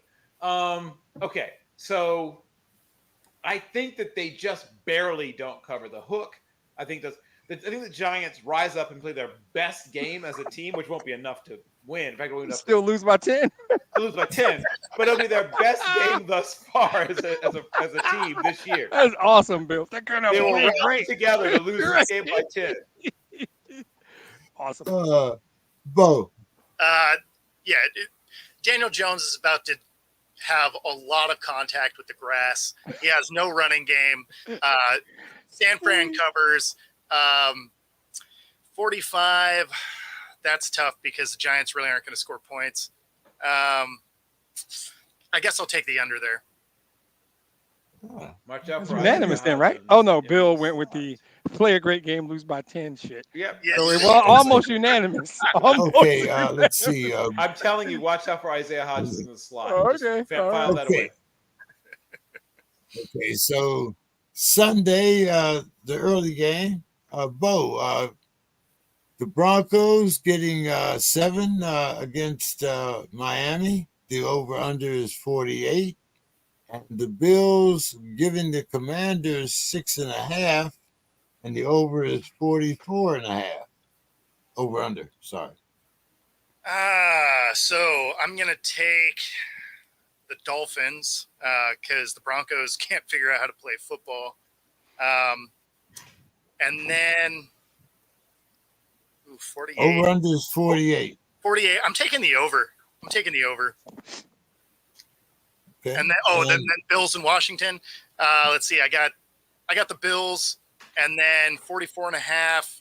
I think I'll take the over on both those games. Dave. Okay, I'm going to take the Fins and the under, and then the Commanders and the Bills. Taking the Commanders and the over. Okay. Demetrius. I'm gonna take Miami, but that number's too big for me, so I'm taking the under. And I'm gonna lay the 6.5, take Buffalo. And that one I think there's gonna be more scoring, so I'm gonna take the over. Bill. I'll take the over in both, and I don't think the favorite covers in either of those two games. Oh, okay. Oh wow. Let's see. I want that noted. I'm gonna revisit that shit. Okay. That's a ballsy choices. Okay. All right, we'll start with this one, Bill. The Texans getting 8.5. Giving 8.5 to they're getting 8.5 from the Jaguars. The over/under is 44, and the Colts are getting 6.5 from the Ratbirds, and that over/under is 44 also. 44 is the number on both.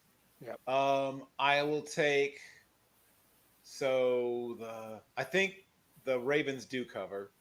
44. Once again, it's just about what I think they'll score. I'll take. It'll be Minshew. Right. For the Colts. Which actually is probably a good thing. Exactly. I don't know if you guys have watched, but while he might not be 6'4" and 1/4 and 244 pounds, he might not run 4.43 and have a 40.5-inch vertical, which is what Bo has apparently. He's not Bo. Right, he's not Bo. Right, basically Bo. Only He ain't Bo. He ain't Bo. While Gardner Minshew may not have those things, the offense actually moves more smoothly and more consistently with him out there. I think the Colts are not going to allow a cover, and I think that I'm going to take the over in that game. Okay. Demetrius? I'm taking over in both, and I'm taking the dogs in both. I think the Texans, I don't love Jacksonville as much as most people. And I think Bill just made a great point about the Colts, and I'm with him. But I think both games are going to have points. So I'm taking both overs and both underdogs. Yep. Okay. Bo? I'm actually going that same route. I'm going to take both overs and both underdogs. And to be clear, I used to be able to do that. That is not today. Now, you did it. You only have to do it once in your life, and you get to say it forever. You don't have to do it now. You did it one more time than I did. That's all I care about. Now I just go to the store and get some tennis balls for my walker like everybody else. Exactly. Dave? I'm going to take the over in both, but to be the contrarian, I'll take the favorites. Whoa. Okay.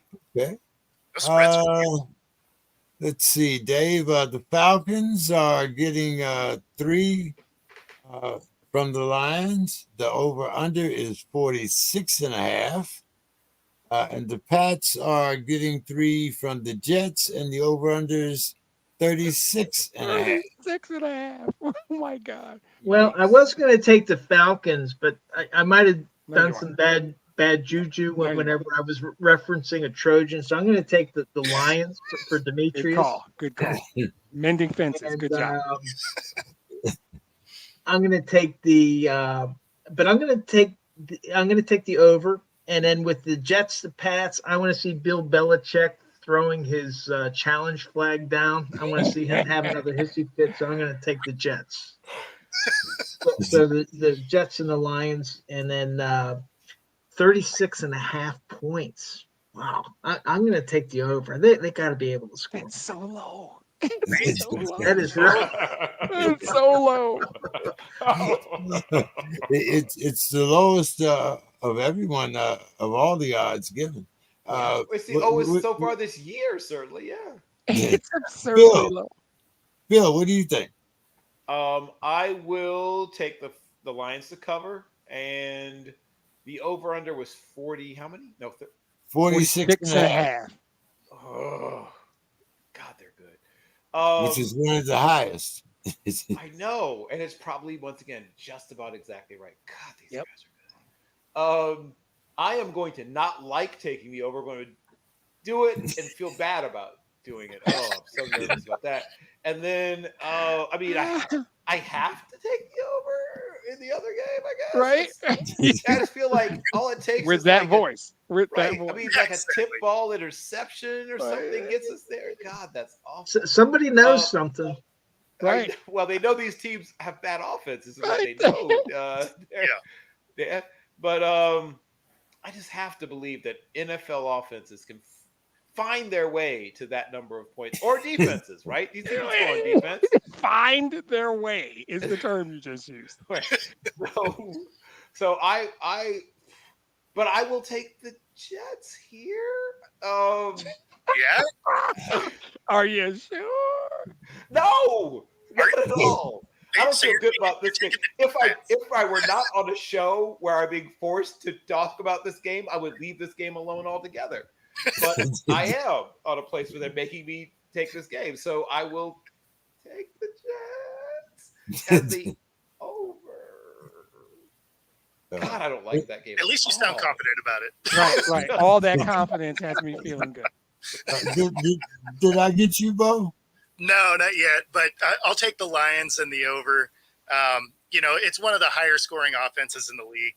And then the Falcons have been able to put up some points. So I think that gets the over.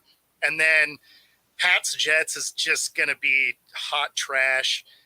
I'll take the Pats because the line is so small, and the over because, I think the defenses can score that many points. Demetrius, I guess the only thing I have to ask you is about the over/under 46.5. I think that's the easiest money on this whole sheet. We put up numbers, and we give up numbers. So, I think the 46.5 in our game is the easiest one, and that other one is just Christmas gift. I don't know how anybody in good conscience could take the under on a 36.5. So yeah, both favorites, both overs, easy for me. Okay, let's go the other way. Here's a pick'em game. The Chargers -1, over/under 54, and the Saints and the Packers. The Saints are getting 2, and the over/under is 42.5. So the fun prop parlay, whatever, is to say whether you need more points scored in the half at that game than And all of the Jets. Patriots Jets game. Yeah, exactly. That would be an awesome prop bet. So who you got here, Demetrius? Oh, me. So this is 2 teams in the North, so I have to do what I have to do. I'm going to take the Chargers and the points because the Vikings were a fraud last year and they're worse this year. And on principle, I can't ever choose the Packers. So I'm taking the Chargers and the Saints. And I'm actually going to take the over on the 54 because I think both defenses are hot garbage and there's going to be numbers. And I will, as Bill would say, that 42.5, these guys in Vegas know what they're doing, don't they? I'm going to take the under on that one. So Bill, I'm going who to take you over got? the 54 and under the 42.5. Okay. Bill, who you got? Yeah, I'll take the Chargers, even though it's basically a pick 'em. And Over under 54. yeah, I know. I do. I know. I'm just. There's another one where I'm very conflicted. That's a huge number. That's a big number. That's a really big number. It's I'm the gonna go biggest under. number of the week. I'm gonna go under, but I'm not very confident about it. But I think they end up at like 51. You're going to take it under, but it's going to feel bad about it. I don't like it at all, but I'm gonna go slightly under, and then I'll go over for the other game, and I'll take Green Bay because I think that they're actually a better team than people realize this year. Dave. I'm going to take the Chargers, but I'm taking the over since I have Kirk Cousins on my fantasy team, and I'm starting. That's a good reason. Great reason, David. Right? Power of I like positive thinking here. Yeah. Let's see how that goes. Hey, And what, then 364 and 4 touchdowns? I mean, I've got him in the fantasy league too. I'm not mad. I'll take it. And then I'm going to take the Saints, but I think that it might be a low-scoring game, so I'm going to take the under on that one. Agreed.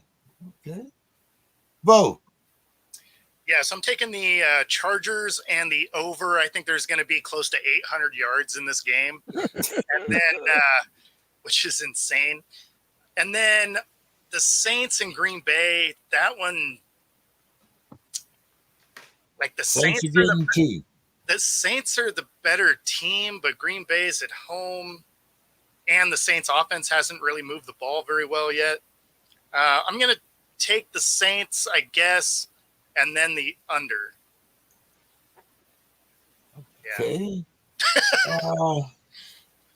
Let's see. We're going to start here. Let's see. We got the 105 game in this. So, Bo, the Titans getting 3 from the Clowns. The over-under is 40.5.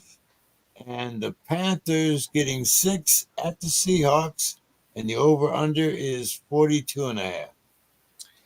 Yes, I'm going to go with the Hawks and the over. Browns Titans. Like that one's tough because the Browns aren't going to have a good running game, although Ford did look decent. And then the Titans are the Titans. Kareem Hunt is coming back. He signed with Yeah, he won't be available for this weekend, though. So I guess I'm still going to take the Browns just because I don't feel good about the Titans at all. And then 40, really? 40.5. 40.5. That doesn't make it better. I guess I'll still take the over.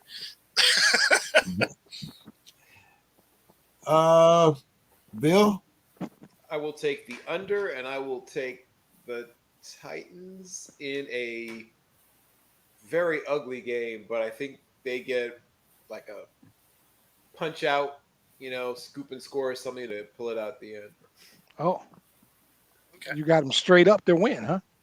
I think that they're going to rise up and make a defensive play right near the end of the game to steal the victory. All right. And what? Panthers Seahawks is the other one, 42.5. For you, Bill. Yeah, I know. That's another one that's getting 6. Right. Oh, that's okay. Well, the Panthers are not good, so I'll take Seattle, and then the over/under was 42.5. 42.5.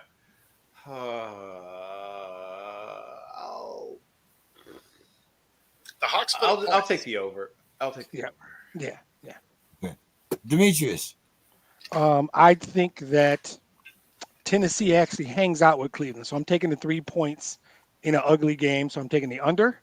And Seattle puts up numbers, so the over is easy, and I'll lay the 6 because Panthers aren't that good. And I think Seattle not sucking up the bow. I just watched them last week. No, that's not a bad football team, guys. Nope. They got talent on that football team, and I think they might be really well coached because they out schemed the shit out of us last week. So they might be really well coached. Look like they didn't have that much trouble with the 2 missing tackles. Dave, what do you say here? Well, I tell you, the Browns actually made some good adjustments with their offense after they lost Chubb, and it wasn't all around Ford, the running back. But Deshaun Watson, 2 face mask penalties, and then he's throwing the ball way out of bounds, not even giving his receivers a chance to get a comeback catch, to win the game. Because otherwise it's been to the other team. Right. I got to go with the Titans, and I'm going to take the under in that game. Because until Deshaun Watson shows me something, I mean, he looked horrible. Did not look good. And then for the other game, 6 points, but I'm still going to take the Seahawks and the over. Okay. Let's see. The Cowboys are giving the Cardinals 12, and the over-under is 43.5. And the Bears are getting 13 from the Chiefs, and the over-under is 47.5. Bill. People are sleeping on the Cardinals' defense. Now they're terrible on offense, but that defense is better than people think. And Josh Dobbs has found something. Even in college, I didn't see him run that effectively, but it won't be enough for them to win. But I don't. At 12 is just such a huge number. I think they end up losing 27-17. So I don't think it's a cover. And what was the over under? 40. 43.5. Oh, well then 44. So I'm going over. And the Bears and the Chiefs. The Bears are getting 13. Yeah. 13 is ludicrous. The Bears, I just can't see them losing by 13 points. They're not good, but they're going to slow the game down. So I don't think they'll find a way not to lose by 13 points, just on pure pride alone. And the over-under was 47.5. Oy. The realization just hit him. Well, once again, I said the Bears going to slow the game down, so I'm going to go under. Bo. Well, I mean, considering the Bears lost to the Bucks by 10, I feel like KC can probably cover, and then I'll take the over. And then what was Cowboys Cards? That one's tough because that Cards defense is really good. I'm going to go with the Cowboys, but they don't cover, but still the over. Okay. Demetrius. Let me make clear before I make my selections that I think the Bears and the Cardinals are the 2 worst teams in the National Football League. I do not want there to be any confusion. Yep. But 12 and 13 points is just a lot. So I'm taking both dogs. I am. And I'm taking the over on both. Oh, okay. Yep. Yeah, those numbers are crazy. Those numbers are in the National Football League. The gap between bad teams and good teams, I still don't know if it's 14 points. It's still right. On a given day, they can hang. They're not going to win, but they can hang. Dave.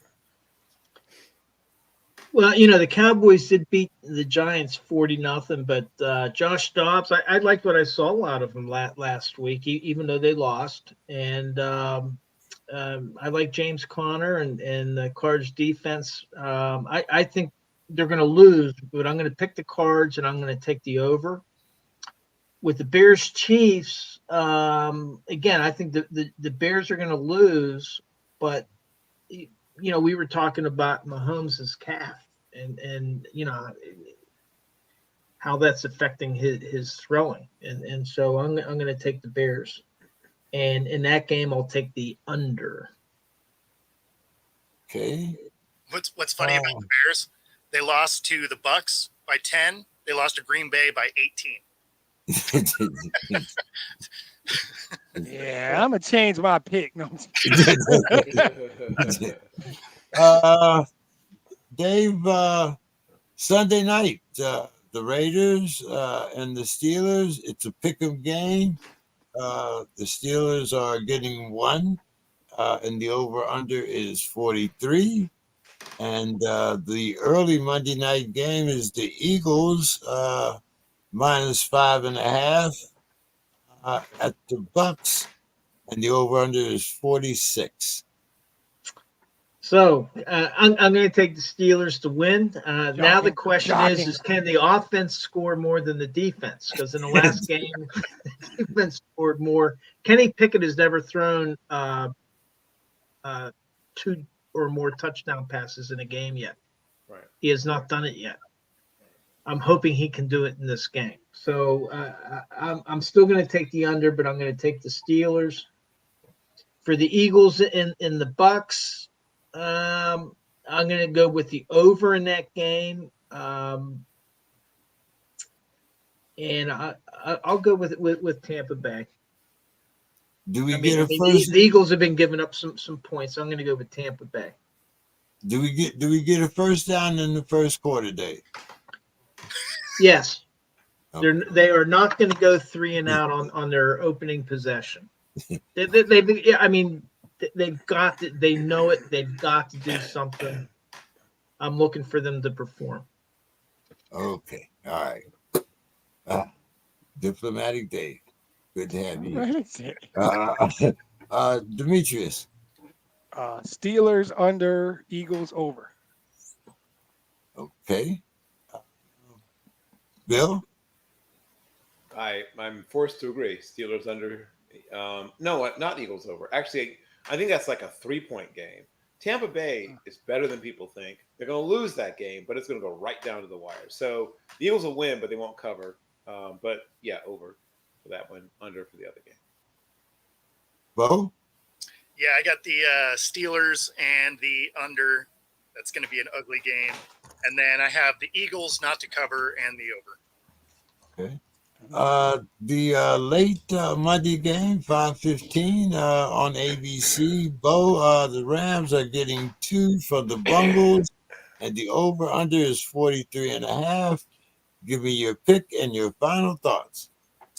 Yeah, so with Burrow being hurt, I'm going to take the Rams to win outright and the over. And then final thoughts is just to touch on again on the the death threats. Like there's no place for that in sports, period. And at the end of the day, I don't care how big of a fan you are. None of that makes sense. These teams don't pay your bills. Similar to the incident that happened, at Gillette with the guy, dying there in the stands because of a fight. Like none of these games need to get to that level. At the end of the day, you enjoy the game, you talk shit while you're there, and then you keep it moving. You go back home because at the end of the day, it's a game. It doesn't really affect any of the rest of your life. So, that's just kind of where I feel on that. Hey, as always, Bo, great having you here, man. We always appreciate you. Glad that, you can come. Like I said, you have an open invitation anytime, all the time. So glad to have you here as well. You guys let me come bother you guys. Good stuff, man. Good stuff. Bill. So on that last game, you're talking about the Bengals and Rams? Yep. The Bengals and the Rams. The Rams are getting 2, and the over/under is 43.5. I'm going to go over, and I think the Bengals managed to get there and cover, even without Burrow. And I'm going to say they're going to finally remember, 1, that you're allowed to run the football, and then 2, that you are allowed to throw the ball underneath. I think you're going to see a lot of short. Is it Jeff Driscoll? I'm trying to remember who the backup is. But I think you're going to see a lot of underneath passing. And if it's Driscoll, watch out for quarterback run. Yes. Terrific athlete. Former A line. guy that actually drew comparisons to Tim Tebow when he was originally at Florida. Didn't win like Tebow, but actually is a better passer, if that means anything. Not hugely better, but enough better. If it is him, I can't remember who their backup is now, but if it is him, watch out for quarterback run. And my final thought, on this same day, as a child, I watched Bobby Riggs face Billie Jean King on ABC, right? It was broadcast on ABC. And there was so much talk about this. It was like an Ali prize fight. I mean, there were people, just convinced that this, not poor player, but this man who was, way past his prime and had been a good but not great player in his prime was going to somehow beat the best women's, to that point, maybe the best women's player of all time, but certainly the best women's player of that era. And not in a sport where like just pure speed and strength always wins, right? Tennis is a sport where being able to place the ball, particularly the way both of them play, neither one was a power player. The tennis has changed since 1973. Both of them were sort of finesse, serve and volley type players anyway. So the ability to have great ball placement and be able to move and have great stamina mattered way more than power in that particular game. So those that were convinced Bobby Riggs was going to run Billie Jean King off the court, I don't know what they were thinking. Even at 6, I knew better. So I remember watching that and being transfixed. I mean, though it was a somewhat quote unquote meaningless match in that it was an exhibition, there was nothing really more than pride and maybe a few $1,000s. I have to go back to what the prize money in those was also radically different, but mostly pride on the line to see Billie Jean King win, and I won't say handily is convincingly is probably what it meant. To win and win convincingly. To let people know, one, what a terrific tennis player. If you somehow didn't know that Billie Jean King was, but also just to show that, at least in sports where it's not just divided by power or pure speed or body weight or things like that, there's absolutely no reason that women can't compete and win against men. Now, obviously, once again, this is not him in his prime. I bet if they met even in the prime, it would have been very interesting to see how it would have turned out. Simply because even at his best, he was even a very good player, but nowhere near the top of the very top. And she was at the pinnacle, obviously, of her sport on her side. But that's what I will remember. I will remember probably to the end of my days was watching that tennis match on this day, the 20th of September, 1973. All right. I remember that also, Bill. I kind of built up, it was a machismo thing. It wasn't really about yes. The players. It was just, how dare a woman even think that she could beat a man? It was that type of thing. Yeah, well, I remember all that stuff too, but she beat him in straight sets. So. Oh yeah. Bobby Riggs wasn't just a man. Bobby Riggs was a pretty damn good tennis player. He was a. So it wasn't like she beat some dude that was working at the gas station. No. Well, he was working at he actually got the gas station job after that. Well, after that ass whooping, he had to work at the gas station. Dave, your score and your final thoughts. Yeah, and I just realized that the calf injury, I was actually thinking about that was Burrow. That was Burrow. I'm not going to change my pick from before. That was just my miscue. But I think the Bengals have got to win. I believe that they're at home. I believe. Yes. If they want any, they need to get a win. They need one now. So I'm going to pick the Bengals and the over on that game. For my final thoughts, I'm going to again revisit the devastating injury to Nick Chubb. I mean that was just I hope not, but probably career ending in my opinion. Just the way he went, and plus his age. I mean he's not in his 20s where he can recover so quickly. But it's the second time on the same knee. Right. Correct. Yep.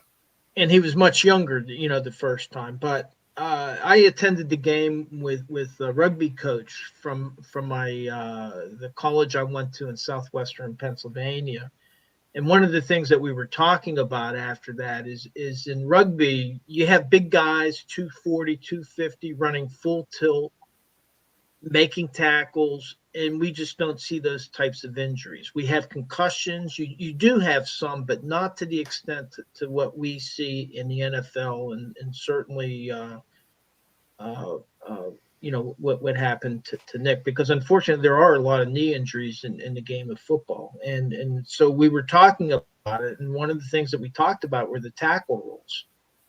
And in rugby, you have to make an attempt to wrap. You have to come out with your arms.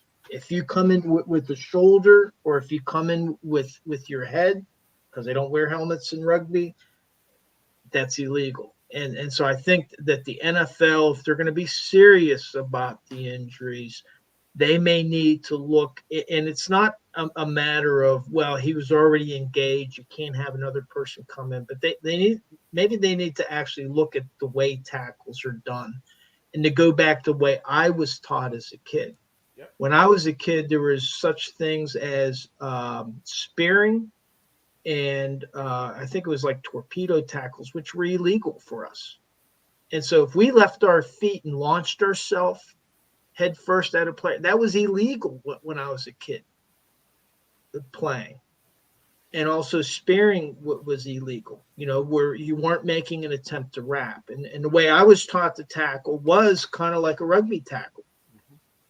And I think that we've gotten away from this, where we're hitting rather than tackling. Exactly, right. And I think that maybe, and I know that Pete Carroll over with Seattle at one point, they kind of looked at the rugby tackle at some point with Seattle, but maybe that's something that they have to look at.